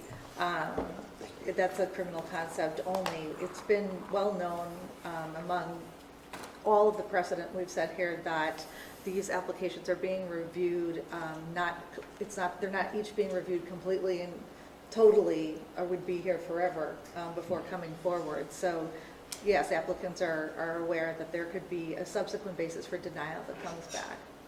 And it's not double jeopardy because that's not before us. If there had been a ruling, it wouldn't be double jeopardy, it would be another issue, but it would be, we're not ruling on the issue, on any issues relating to a background check today. Okay, now, if this appeal were granted and it went back to the planning department and the planning department came up with a reason to deny being failure to pass the background check, then Mr. Hoff would have to pay another $500 to appeal that, wouldn't he? I think in this situation, given sort of the procedural challenges we've had, since we would waive that appeal fee. Now, the original denial letter, or the denial letter, did include the two grounds. Yes. And the draft resolution only includes one, but the question about why the background check was failed has been answered by the applicant on the record. And so I'm not understanding why the commission is precluded from considering that ground at this time. Are we? Is there a letter from the sheriff? I have a letter right here recommending saying from denial? you guys that I was denied because of the lack of complete application, which would be the water board, and false or misleading information on my background check. And I paid the $500 to appeal what you guys sent me. I didn't just pay $500 to appeal the water board. I paid $500 to appeal the water board and my denial for my background check. I don't understand why all of a sudden now today, because I didn't get a piece of paper from the planning department attorney or whoever else until this morning, why all of a sudden now that's not on the case and you guys don't want to talk about it now.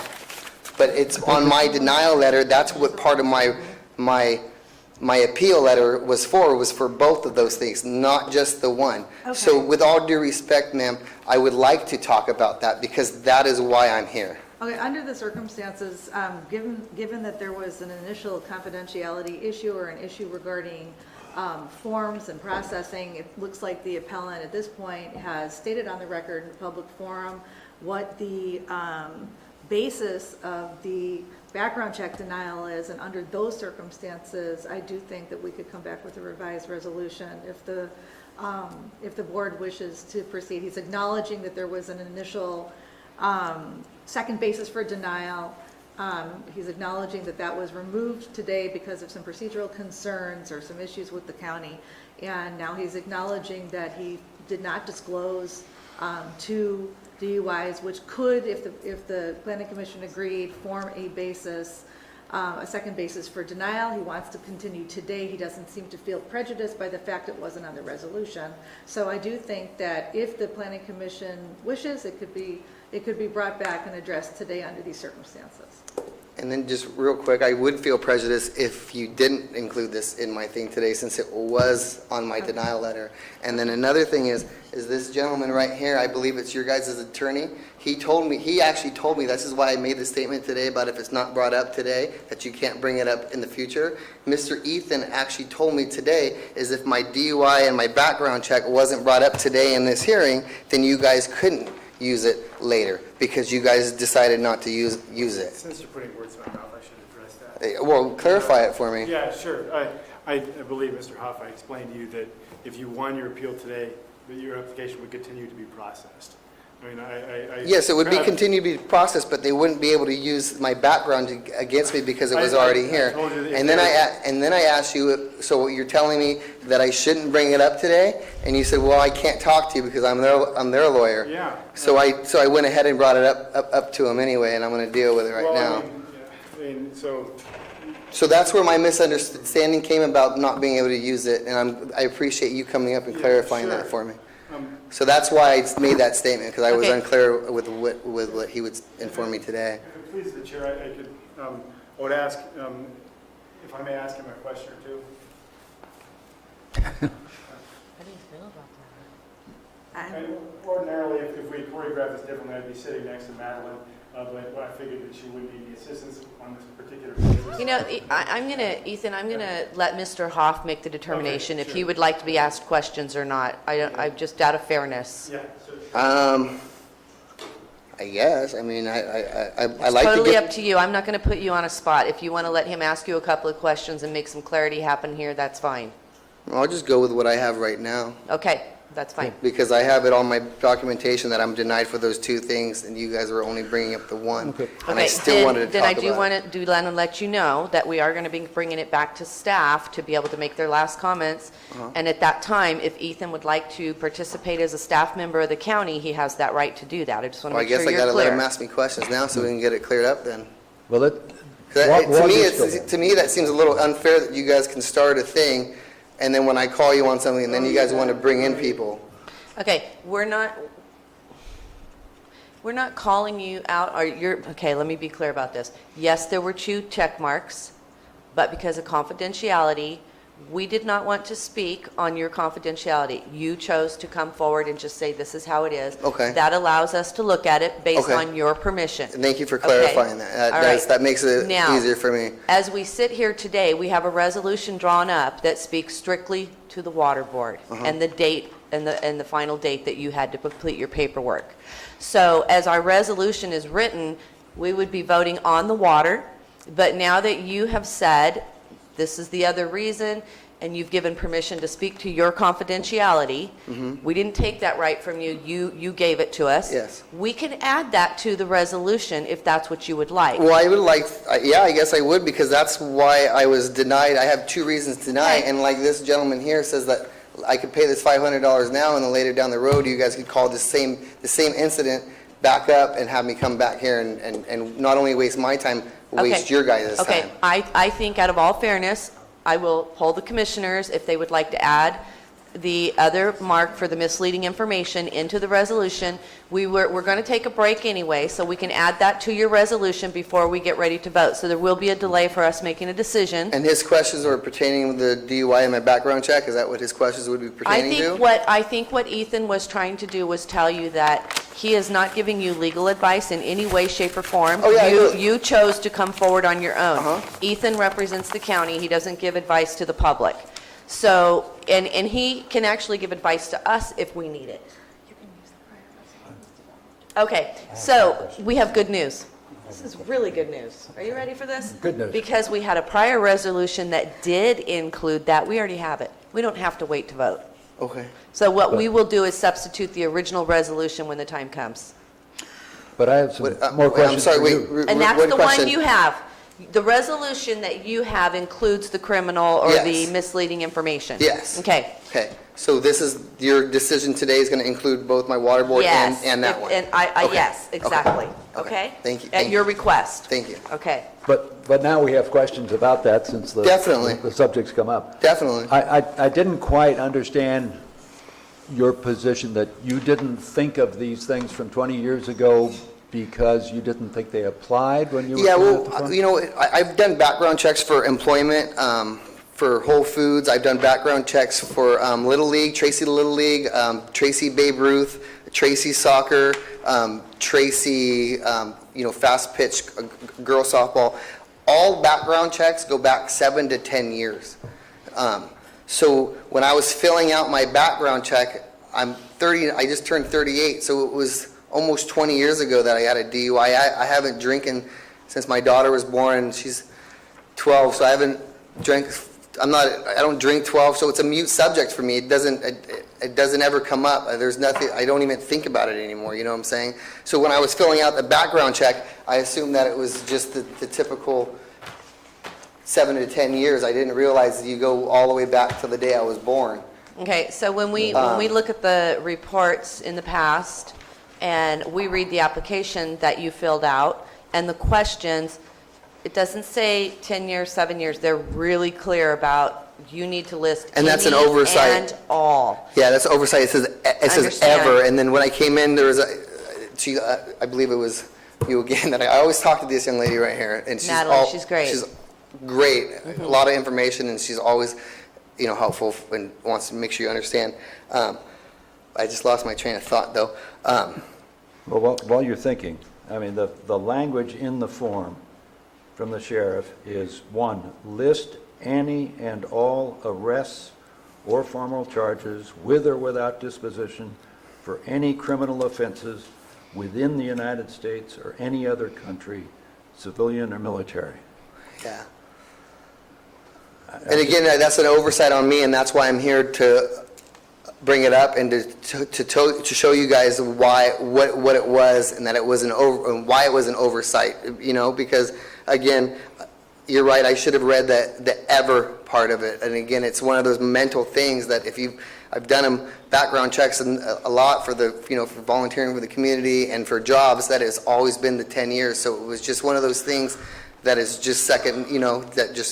That just goes. And that's why, if you look at my background check, if you look at my application, it lists everything that, even including anything that has to do with the medical marijuana and stuff like that. It was just an incidental DUIs from 20 years ago when I was a kid, Okay, Mr. Hoff, what I would like to do is see if any of the commissioners have any more questions for you, because we seem like we're going over the same thing over and over, and we might as well bring it to a close. Definitely. So if there's new questions or new information, let's deal with that only. Otherwise, we're going to close it up. So Thank go you. ahead. Okay, I have a couple. Have you been given a copy of the sheriff's memo or whatever it is that I was given tells you the results of the background check? I was given that today by Okay, by but Mr. you do Ethan. have it. I just got it today, yeah, that confidential envelope that I held up today.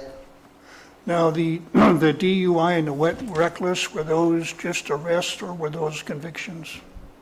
Those were convictions, Both of them? yes. That's And all I again, have. it was 20 years ago.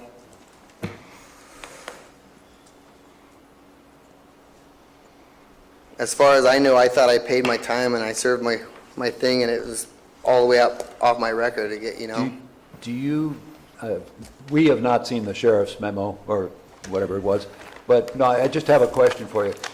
Do you have is there anything in that memo that you disagree with, that you think is not No, factual? again, sir, the only thing that's on there that's bad is my DUIs from 20 years ago that I don't even think about anymore. Yeah, It's been but- so long, it has nothing to do with life anymore. Again, like I said, all the background checks I've ever filled out was only 7 to 10 years. It's Right, never, but the- ever come up. But what's in the sheriff's memo is accurate. As far as I can tell, yeah. Okay. That's the only thing they're calling me on, so. Yeah.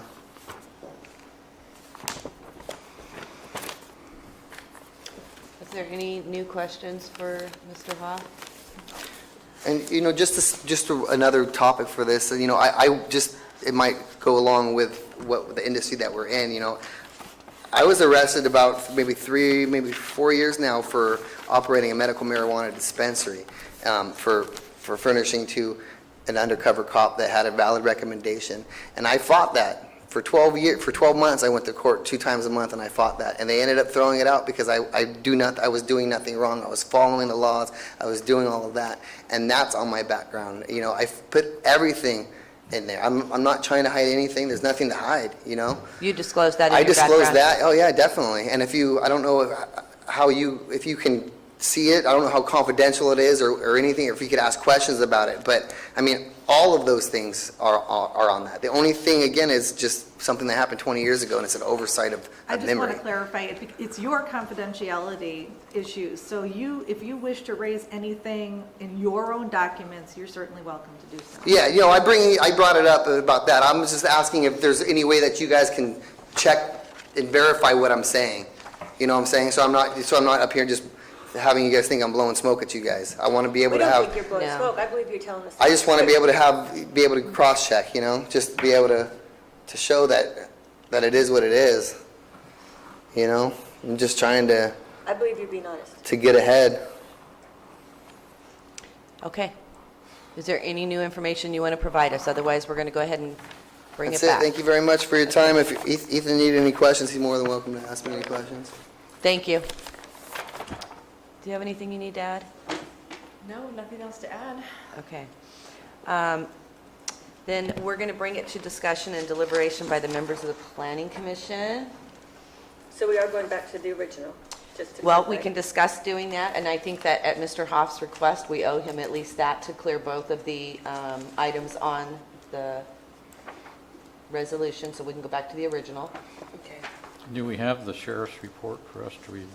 No, we do not get copies because those are confidential.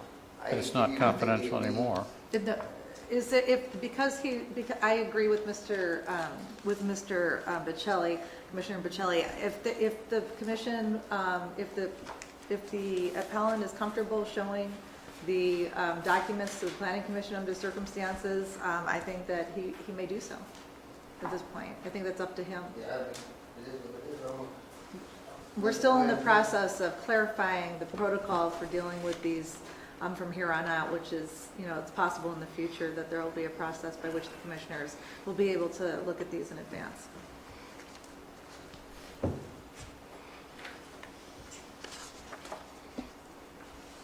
And are convictions really confidentiality?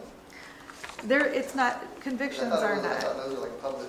They are public record. There's just there's just particular rules that specifically pertain to this type of a printout. Thank you. I'd have a question of him. There's 2 dates shown on here, August 19th of 1999 in Chico, which showed the 2 charges were dismissed. But you told us earlier that you had been convicted on both. Oh. Okay, I'm sorry. The one I was in Chico, I was underage, and that one got thrown out, but I did I got convicted by the DMV. It's 2 different courts. That's where my misunderstanding was. I'm sorry. I got convicted by the DMV. DMV and the state courts are 2 different things. So the DMV can find a whole different verdict than what the state does. So my case got thrown out of that one, but I still lost my license and was convicted by the DMV for that. That's where my confusion was. I apologize about that.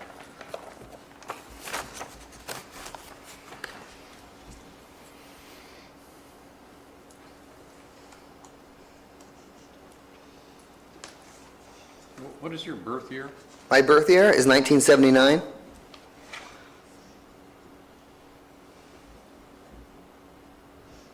So the second date in Oakland, you would have been 23 or 24? It was in 2001, I Two, I believe, think it's- 2002, so I would have been like 22. And again, in that second one, the wet and reckless was dropped down, it was thrown out, and again, I got convicted by the DMV. I had extraneous You admitted that you had circumstances. an arrest in the last 4 years or so? Yes, I was arrested out of Modesto. I was operating a delivery service. I was working for a delivery service. They were registered with the state and everything like that. The police officer went out and got a valid recommendation.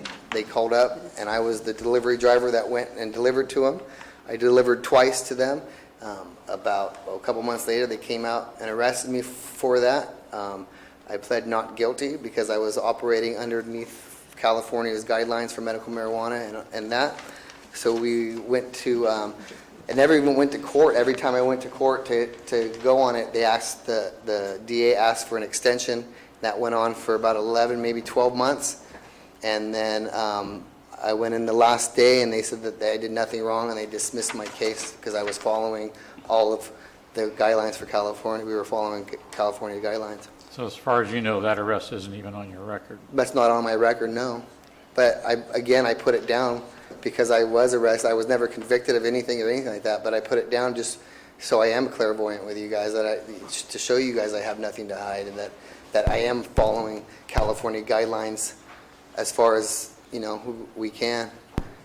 Just to keep things clear, I notice on that, the last arrest did result in a conviction on reckless driving.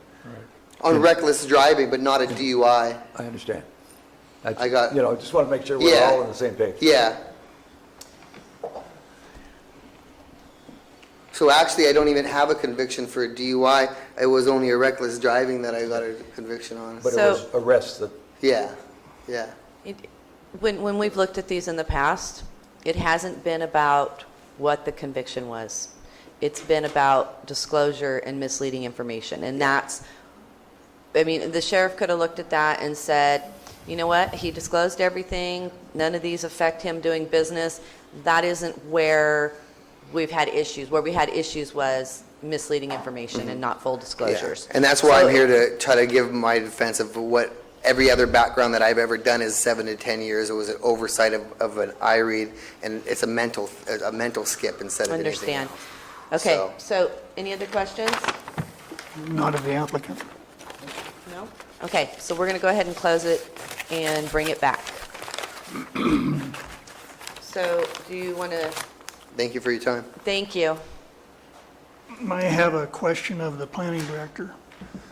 The urgency ordinance says that registration of a medical cannabis cultivation site may be invalidated by the planning director for any of the following reasons. Application for registration contain false or misleading information. And so, based upon the background check and what other information the planning director now has, what is your determination under that section as of now?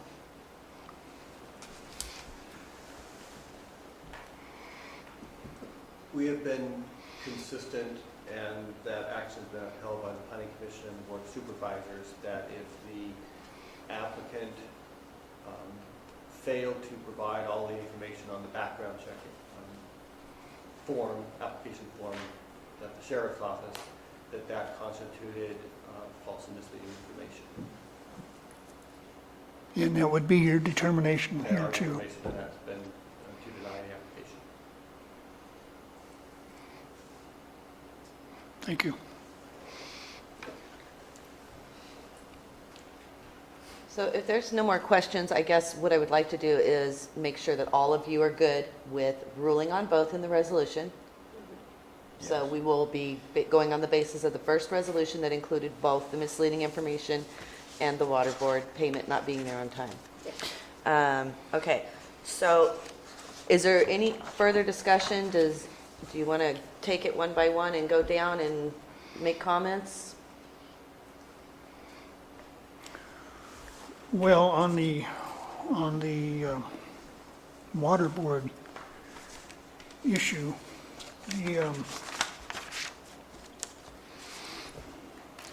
urgency ordinance does require a complete application be submitted not later than September 7th.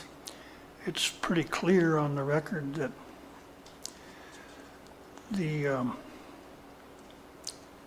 to be complete and to be processed, there has to be the check, which is very clear was not submitted. Submitted at the earliest on the 8th. So under the rather clear language of the urgency ordinance, this would not qualify. And we've been fairly consistent, I think, in applying these time requirements as they were written. And this ordinance doesn't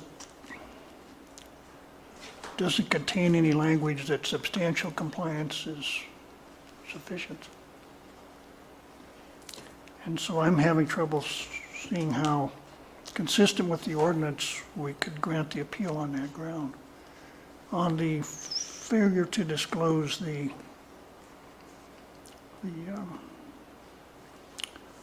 criminal arrests and convictions, the ordinance does, at least in the first instance, put that decision to the planning director.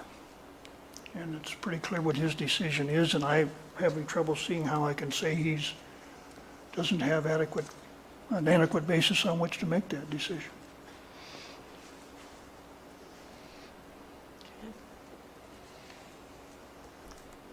Commissioner Sisk? I agree, but do we need to put in here, anywhere in here, that he's the one that gave us that information? I don't think that's necessary for the purposes of the resolution. It's on the record that he gave the permission. That's, the issue of the privacy is it would be a completely separate issue from that. Okay, then I'm okay. Thank you. As I hear the evidence, I wish I had the black robes on in a court of law and had something called equity to use. I don't think I have that option. Perhaps it may be for the next stage to give some latitude. I kind of wish we had the latitude, frankly, because I do think he has some compelling arguments on both cases in terms of the disclosure of the convictions. It makes a lot of sense to me that the way he's described his personal history of other disclosure situations and the fact that he did reveal a fairly recent involvement that was not on his criminal record. So in other words, I think he's a fairly honest guy. That's the impression I'm getting, who made a mistake, and if I had the latitude, I'd probably allow it, but I'm not going to.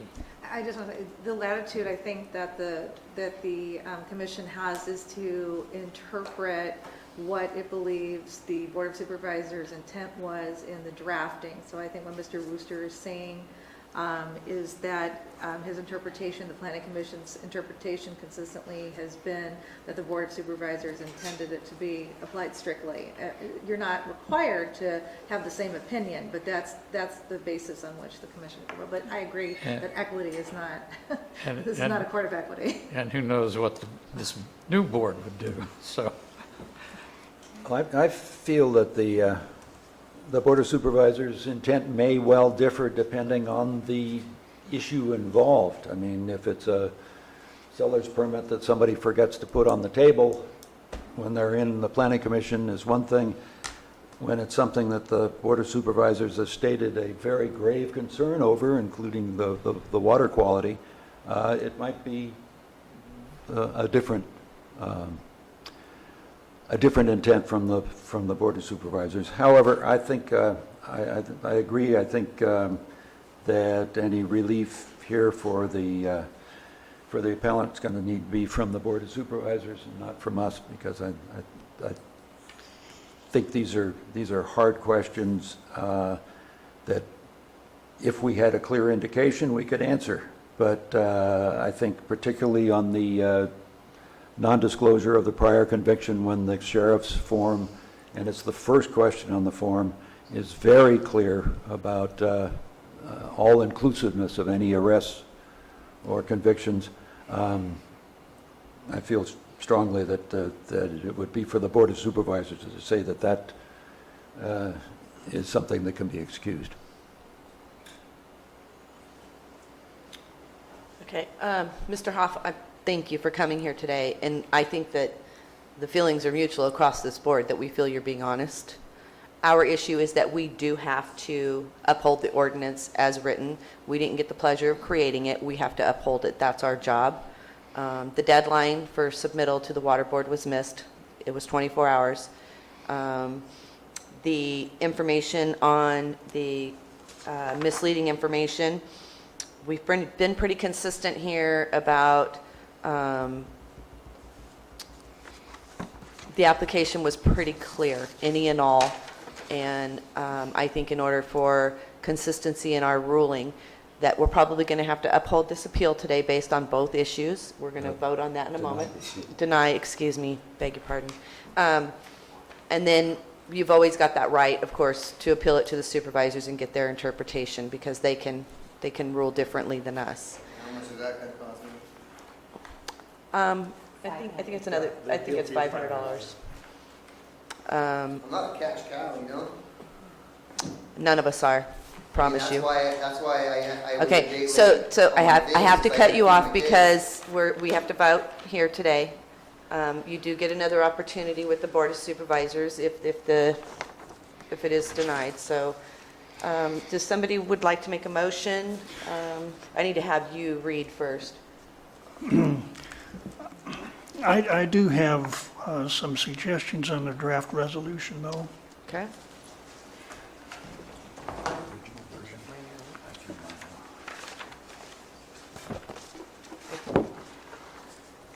Does staff have an extra copy of the original resolution? Because I threw mine out. Oh, She's going to read it to us. great.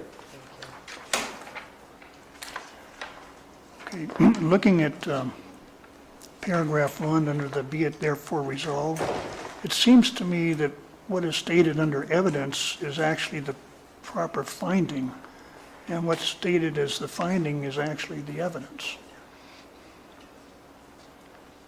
I would agree with that. And I would say registration was properly invalidated.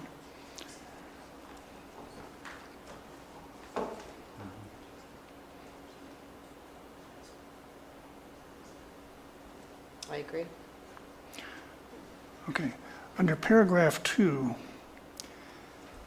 it's, in light of what's come out here at the hearing, I think it should say the applicant failed to submit a complete application Because he did submit. for a notice of intent, et cetera. And then I would add, after the word deadline, the phrase established by section 17.95.165 N4. Yep. And then under evidence, I don't think we need the first sentence. That's simply a recitation of what the ordinance says. I think it should say something like, the complete notice of intent, according to the CVRWQCB, was submitted after the county imposed September 7 deadline.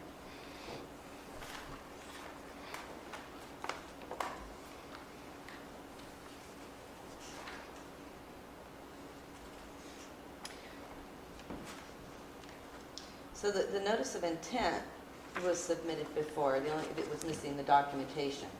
Well, the complete notice of intent was submitted afterwards, complete including the check. Okay.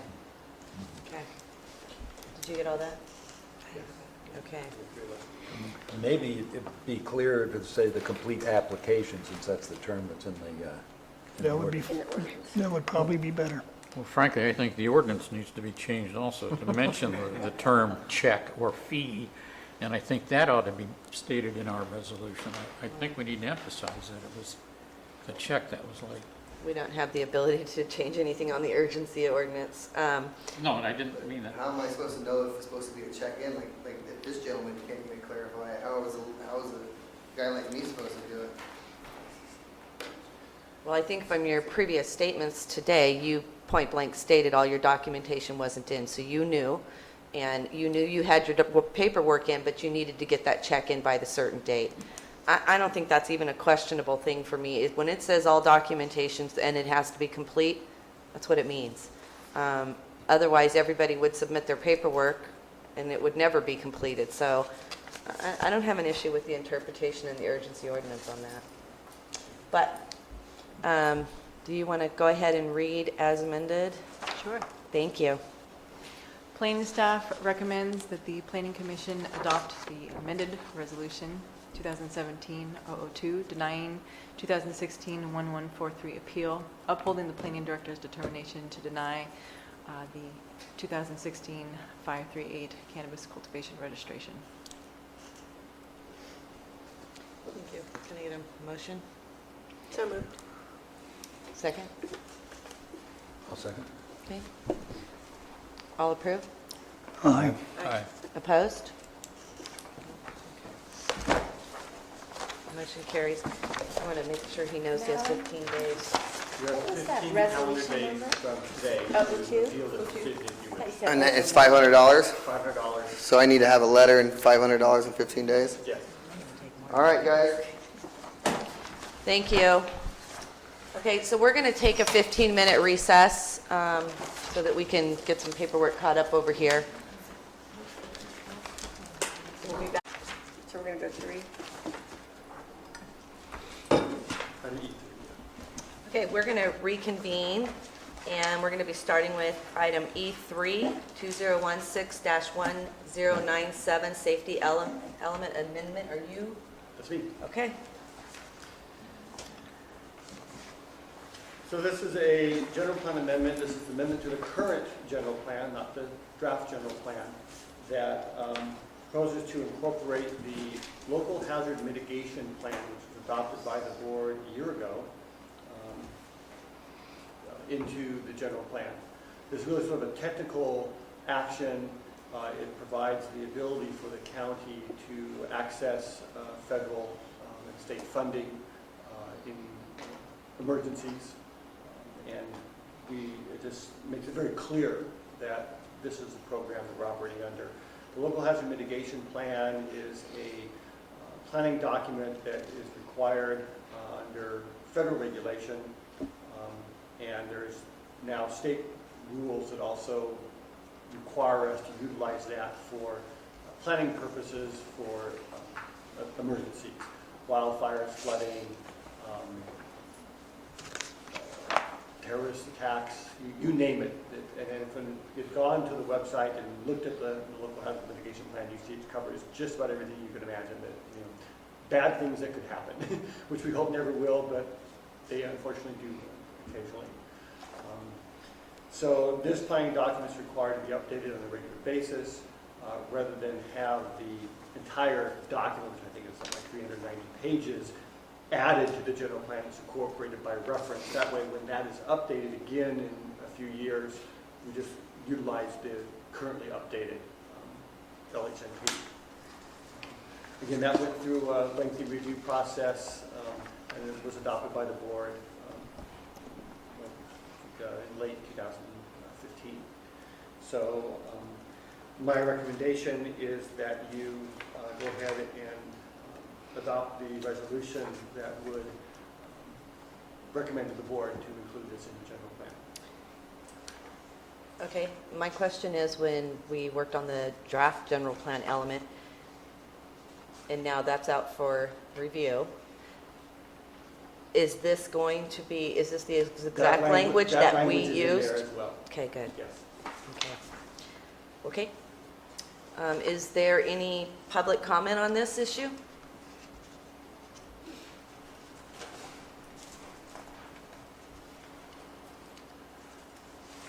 Can you please identify yourself and Sure. sign in? Hi, I'm Cliff Edson, and I'm a local business owner.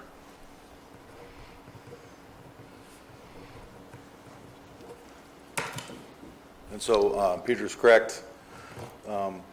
This was brought to the board after the fire, actually, last year, because we didn't have one. And so it's a requirement for us to qualify for, or the county to qualify for funding for FEMA. And what I would say is I think it's fine to adopt it into the current general plan. I think it's a really great idea if you could bring it to the public before it goes into the new general plan, because there are many land use issues within it. And we didn't get to go through it as thoroughly as we would have liked to, because it was kind of just pushed on us real quick. And it was pretty much completed by your assistant CAO, Brian Moss. You know, same as you're getting it right now, we kind of got it. Unless you read all 300-something pages of it, you wouldn't know. But it is a requirement for the feds, and I believe for OES too. And I think that I think you really don't have any choice at this point. So there you go. Thank you. Thank you. Is there any other comments on this item?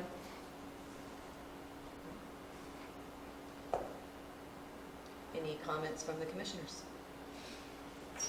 No. Just a sec.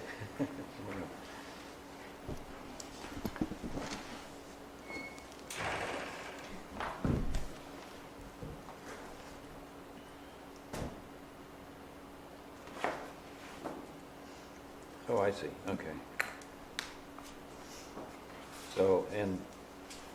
So we're adopting it by reference in the safety element, and it includes any update that might happen in the future. That's fine, that's great.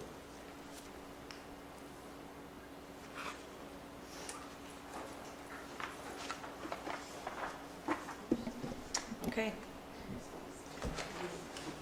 Do you want to read? Sure. Staff recommends the planning commission pass a motion to sign resolution 2017-001, recommending the board of supervisors adopt a resolution approving the amendment to the safety element of the general plan, incorporating by reference the previously adopted local hazard mitigation plan. Thank you. Is there a motion? I so move. Second? I'll second it. Okay. All in favor? Aye. Aye. Opposed? Okay, motion carries. And with impeccable timing, now in fact with a revised resolution, so we Just give us 1 second to read through this real quick. Did Mr. West get a copy? I happen to have an extra one.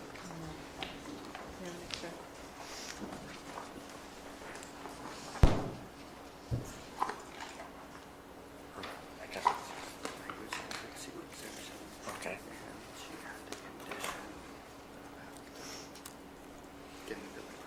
Oh, yeah. Okay, better sign it, huh?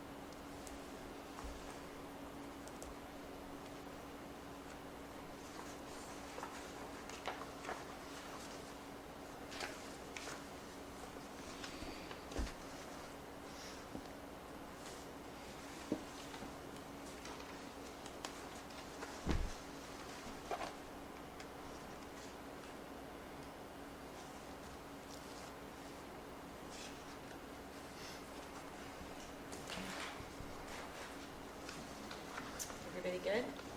Yeah, the only suggestion I'd make is on general conditions 1-5, it should be the applicant shall comply.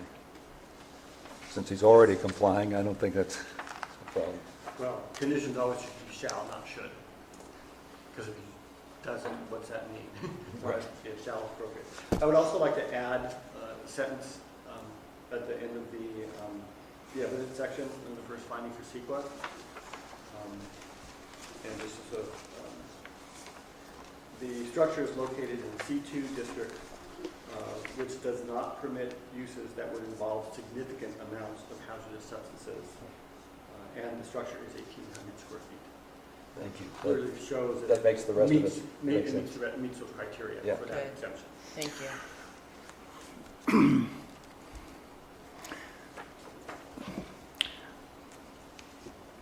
And if this is true, and I think it is, would it make sense to include this language? The project is located in a commercial area that is already developed. It's not like this is something just popping up in a field.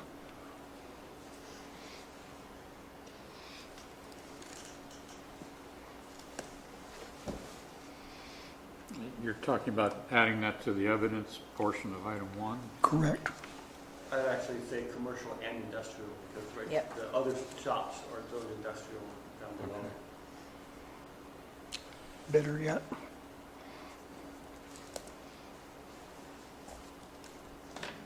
What was the rest of that phrase? The project is located in a commercial and industrial area that is already developed.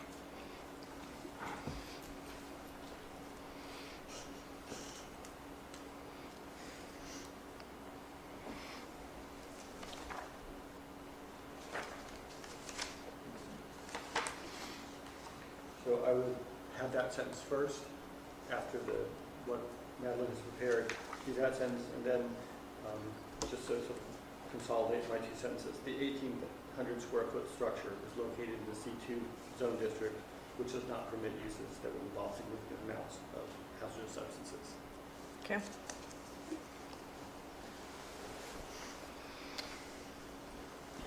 Because we've made some amendments, should we allow public comment on that? Yes, I think it would be appropriate. Okay. Does anybody have any public comment on this?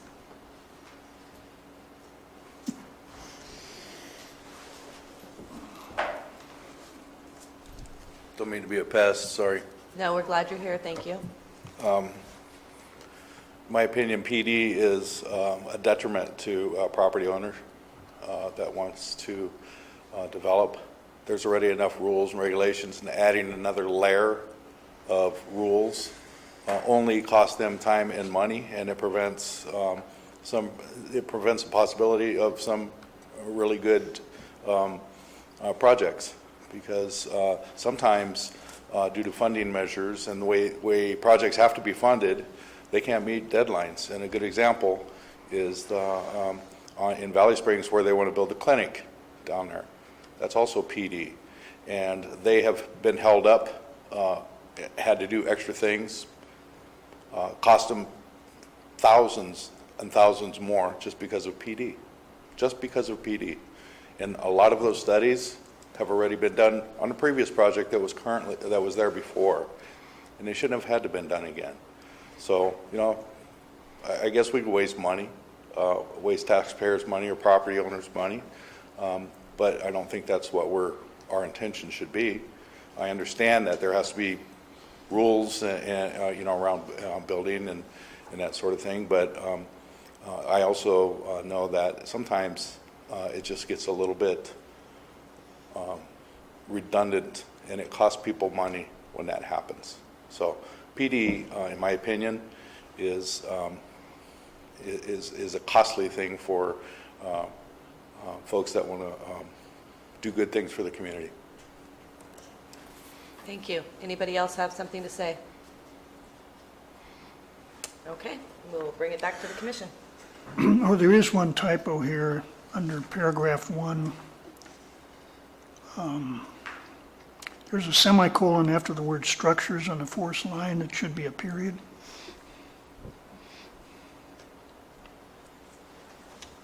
you. Okay. Any of the commissioners have any other comments? Yep. All right. I guess we're ready. I guess one comment is that thank you for being a good citizen and doing your project the right way and not try to sneak under the wire. Okay, so do we have a motion to approve? I move to approve. And that would be to approve the adoption of the resolution As as amended. As amended. So the amendments to the first finding, evidence in the finding, and the condition 1-5. I couldn't have said that better. Perfect. Okay, we have a motion. Need a second? I'll second it. Thank you. All in favor? Aye. Opposed? Okay, we're good. And this action is final unless appealed to the board supervisor within 15 calendar days. I do not recommending appealing. The other, go get your recommend now. Technically, why don't we talk off the record? Technically, the action isn't final until the appeal period is over. Not that you would appeal it, but there's possibility, unlikely as it may be, that someone in the public might appeal this decision. But you go ahead and work with the building department to finalize the plan. Okay. Okay. Item E4 was stricken. So we have no study session. So we'll go to public comment period for anything that is not on the agenda that anybody would like to speak to.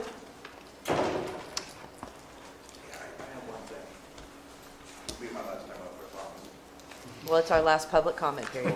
Oh, wait, no, it's not. Peter's going to report out. So I just wanted to, Cliff Edson again. I just wanted to ask the Planning Commission to consider recognizing Ted Allord for his years of service. I think he spent, 22 years of service? We did. We gave him Did a you? resolution. So you gave him a resolution? I've been sick I was sick through the whole month of December, so I didn't really get to see that. But, I want to thank Ted for being my planning commissioner for 4 years and for his service to the county. He's a wealth of information, that guy. And it's nice to have a history like that. So I appreciated all the hard work that he did on the general plan and all of the other meetings that he had to sit here, like you guys are going to be doing. Some of us know, and Lisa knows, how long those meetings can be. But I just wanted to make sure that Ted knows that I appreciate his service to our county. So Thank you. And I appreciate you coming here and saying that today because I totally agree with you. That's actually the reason I came. Oh, thank you.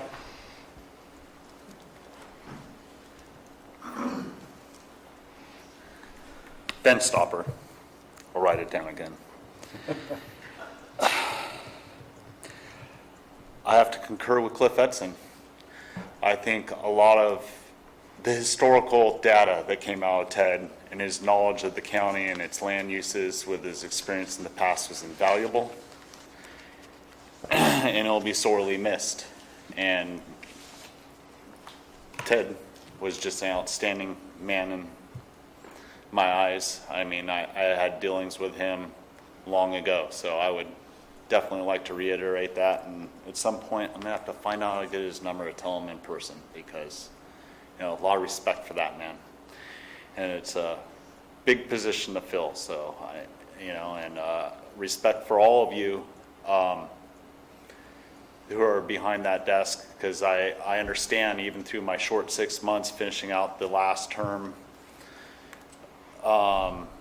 there's a lot of stuff that comes before you that really affects people's lives. And I just want to reiterate what I said earlier during one of the things is keep that in mind. Keep in mind, conflicts of interest in the future. And, just let's try to do the best for everyone in our county that we can in the best way we can. And thank you. Thank you. And I want to thank you for your service because I came to a bunch of these meetings and saw you struggling with all these hard questions and Now, I really appreciate what you were going through. Thank you, Ben. Thank you, Ben. So I did tell Ted he was our mentor. He kind of brought us up, so now we are I going. think I need to interject. I have been given Ted's home phone number, and by virtue of Ted himself volunteering this, and I intend to talk to him as his successor, because I've been in front of the commission when he was here, and I agree wholeheartedly with what you said, Cliff. Thank you. Okay, so we'll go to the planning director. He has some reports he's going to report out on for us. Well, just I have a number of issues that probably are, on everyone's mind, what's going on. I'm not sure which one to start with. I guess we'll start with the one that's been most pressing recently, and that's cannabis. Probably everyone knows on Tuesday, the board set the ban initiative for a mail ballot for May 2nd. We have a workshop, and that's to ban or not to ban, just the language that was submitted in the initiative. I'm sure there will be a lot of public discussion on that issue over the next couple of months. So, When is the workshop, and is that? But there is a workshop, a study session scheduled for next Tuesday, starting at 9 o'clock, and specifically geared towards discussion of whether or not to extend the urgency ordinance and the effects of that. There will also be discussion probably of if we continue to regulate, what changes to the ordinance that we want to make, what's the effect of Measure C, if the ban occurs, or if we don't extend the urgency ordinance. So discussions of finance and process and procedure will be discussed. The urgency ordinance is due to expire on the 14th. We'll be noticing a hearing for the 14th to have the board consider extending it on that date. And they have the ability to extend it up to a year. Okay, that study session, the public will be able to weigh in on that? It is a public meeting. And it's not going to be any motions or recommendations, it's just going to be a discussion between? Information, an Okay. information item. Okay. And action will be taken at the following meeting on the 14th. Okay. You're talking about a Board of Supervisors. Board of study Supervisors session. study session, yes. General plan, the notice of preparation has gone out. There is a public scoping meeting next Monday evening here in this room, starting at 5 o'clock. And that's just, again, to get information as to what should be included in the general plan, or in the EIR for the general plan. So we have a 30-day notice of preparation comment period where people will have the ability to send in their recommendation to the county and then pass it on to consultant as to what needs to be addressed in the EIR. You probably know everything there is already, but it's just good to have that in writing. I mean, general plan EIRs basically include everything and the kitchen sink. So it'll be a wonderful tome that you will get to review later on this year. Schedule-wise, once the NOP period ends, which would be probably the middle of February sometime, then we actually start working on preparation of the draft EIR. That's actually underway now, just to get things moving. And so we've got several months. It really depends on the size and scope of the document itself. The schedule and the contract calls for 6 months. That's a very aggressive schedule. I hope we can meet it. But the plan would be that probably sometime in, I'm hoping May or June, we have the draft EIR out. There is then a 45-day public comment period on the draft. And I expect that to be very robust comments. Lots and lots of documents, which we then have to respond to every single document that comes in.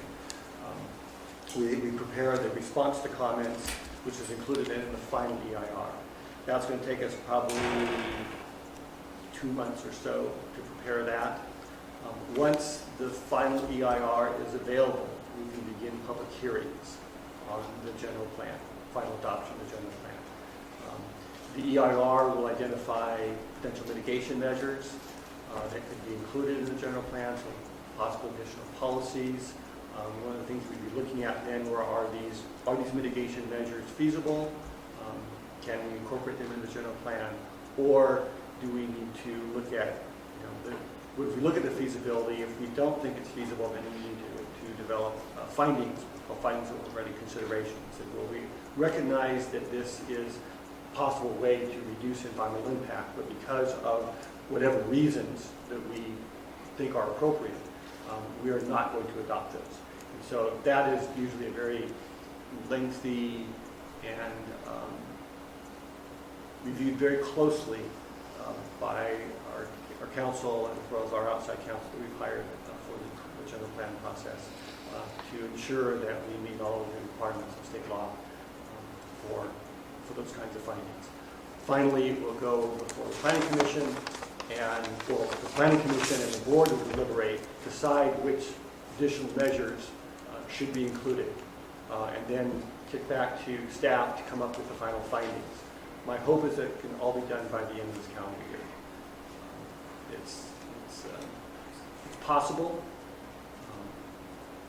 but any delay in the process, any huge amount of additional documentation is required, or if we have to go back and recirculate, a portion of the IR, that would throw off that schedule. But as it is right now, I think it's possible we can do it, but it's going to take a lot of hard work from everyone to make sure that happens. So, You think perhaps the county can adopt the final general plan by the end of this year? that's my hope. Okay. That's my plan. And when would you anticipate, assuming all these deadlines happen when they should, when would we as the Planning Commission actually be presented with any of the issues pertaining to I it? think it's possible that maybe in September, starting in September. So And are you that's going a best guess on timing right now. Yeah. Are you going to be conducting the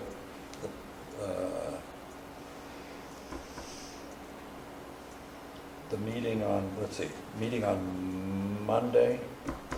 Yes, The yes, that will be public scoping me meeting. and the consultants. The consultants actually be conducting the meeting, I'll just sort of introduce it and be here for Okay. that meeting. And that's here. And that's here in the board chambers.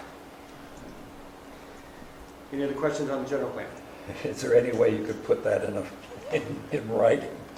Yes, I could. Actually, I think I sent a memo to the Board of Supervisors on that issue as well as the FEMA issue, which I'm going to talk to, so I can send a copy of that to you so you have Yeah, that. great. Did you do a PR on it? Press release? No, I did not. We did do a press release on the release of the NOP and the scoping meeting, so that's been publicly noticed.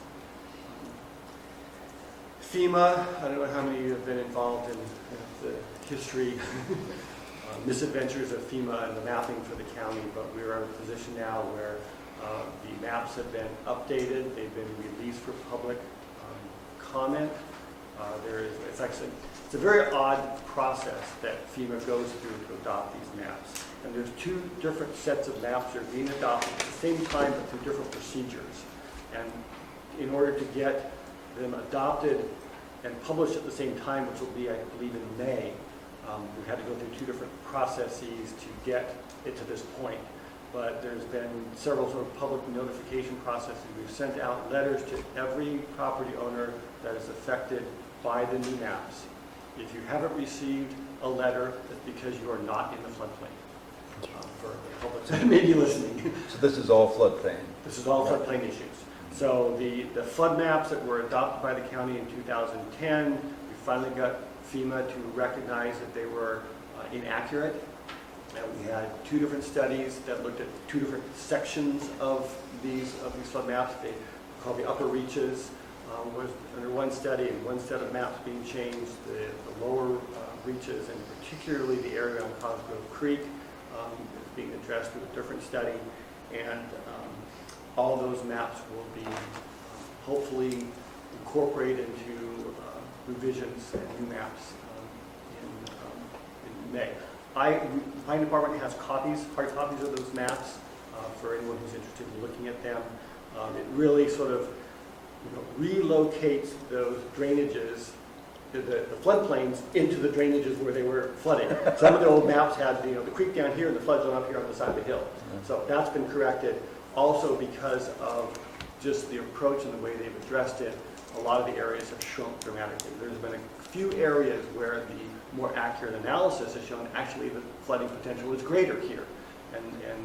But for the most part, it's, there were around 2,000 parcels that were affected by the flood zones prior to the adoption of the revised maps in 2010. That increased it up to almost 7,000 lots. It's now back down to about half that amount, so maybe 3,500. So they are accurate maps, as accurate as we have had in a long time, we're working with the public and with FEMA to make sure that gets adopted. So the only way to get a copy of the map is to go to the planning department? They're not available online to view? I don't believe they are. I think that you're right. You have to look them right. Just because they haven't been transmitted to us electronically. Okay. We have the information in our GIS, but it's not something that the public can bring up because it's sort of an internal GIS system, which is way too big. Okay. And if somebody wants a copy of that map, is there a fee at the county for that?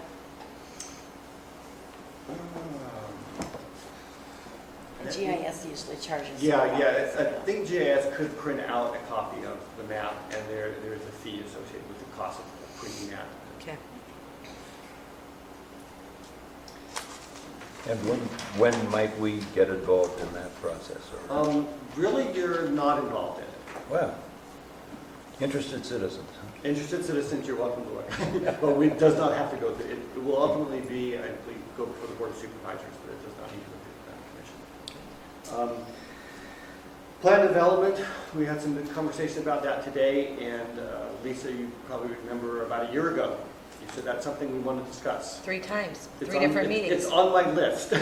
And what I'd like to do is probably in March come before you with sort of a work program of things that we want to do, given the timing availability, and that's on the top of the list. So I just want to bring that back because it's pertinent today.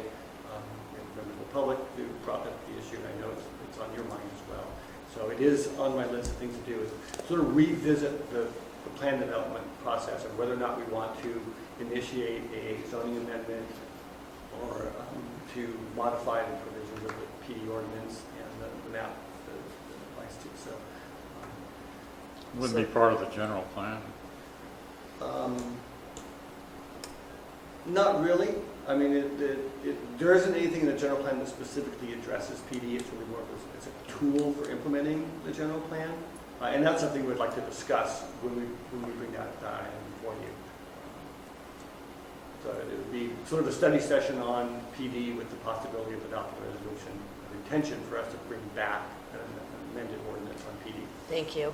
I really appreciate that. I wanted to sort of have a bigger picture of the department's needs and operations and get some direction from you also because taking that to the board at the same time because they're the ones who provide the real direction. Right. And then finally, and the reason I said March is I will be unavailable for the 2 meetings in February. I had scheduled a vacation in early February thinking that I could sandwich it between hearings, but then I realized that the weeks of, usually the Planning Commission and the board are the same week, but because of just the way the first of the month fell, the Planning Commission is the week before the board meeting. So I'll be hopefully looking at Northern Lights in Iceland while you guys are sitting here on the 9th. And then the second meeting of February is the annual County Planning Directors Conference. I will be with that. So, but my capable staff will be able to handle the items for that meeting. So that is all I have. I have a Any question. questions you have? Yes. The EIR on cannabis, where are we yes. at with that? I expect to have an administrative draft EIR in mid-February, and I hope to have it out on the streets for public comment by the end of the month or March. Okay. So the information that the environmental effects of cannabis cultivation will be available for public review while the debate is ongoing about whether or not to ban it. So I think the timing is actually pretty good for us. Okay. Again, sort of same time frame of 45-day public comment period, response to comments, preparation of the final EIR, and then, depending on what the outcome of the vote is on May 2nd, If we move forward with permanent regulation, that would probably start in probably June, I would say, normal timing, June, so maybe July. Again, depends on the extent of comments and how long it takes to respond to those. Yes, Mr. Shelley. Well, the lazy one here on the commission, I haven't seen the actual wording of the mail-in vote ballot. The ballot measure? Ballot. It is, well, it was on the board's website as part of the number, and I think it's also posted on the election department's website. And probably it's not really a planning issue, so it affects us definitely. So I wasn't sure whether it was appropriate to post it on our website or not. But definitely it's on the elections website, and it was in the board's agenda packet from Tuesday. You can look at it if you go to the board supervisor's website as well. Okay. You had your hand up. Was there something you needed to say regarding something on here? You're good? Do you have one moment for public comment more? Just small issue I want to bring up. Real small? Very small. Okay. Just keep it short and sweet. Quickly, we're hungry. Okay. As I brought up at the beginning of the meeting, the Rancho Calaveras Jalen Community Plan, Peter, I just want you to maybe think about rereading through it, because to the best of my recollection, what we decided on for some of the wording is not included inside this that's on the site, and I'm just wondering if there's some confusion in what got posted on the site or not. So we just need clarity on that, and if at that point, just to be specific, Carl Weesey owns the Realty place in Rancho that's grandfathered in, that was in there prior, and it's the only allowed commercial thing within the community of Rancho Calaveras that is not an in-home commercial use. And we had protected that unless, I believe the original wording was, unless he vacated the premises of the Realty for more than a year, in which case he would have to file for a conditional use permit to start running the Realty again. I'm just not reading it in there now, and I just want to make sure that that protection for that gentleman's business was still in there, because that was what was submitted in with the Jenny Lynn Rancho Calaveras Community Plan originally. I mean, the Jenny Lynn area is good for commercial, but the way it's stated, it kind of impedes on his rights, because that's been an operating business there prior to 1968, so. As I recall, we made that change, and then after further discussion, we changed it back. Well, there was a certain point where I was trying to we're trying to change the zoning. And there was some confusion on Parks and Rec, because originally we tried making a small amount of it commercial, so that way it would fit within his little footprint. But we were like, okay, if someone bought that later, they might want to put a big 5 in there. And that's not what Rancho Calaveras wants inside their area.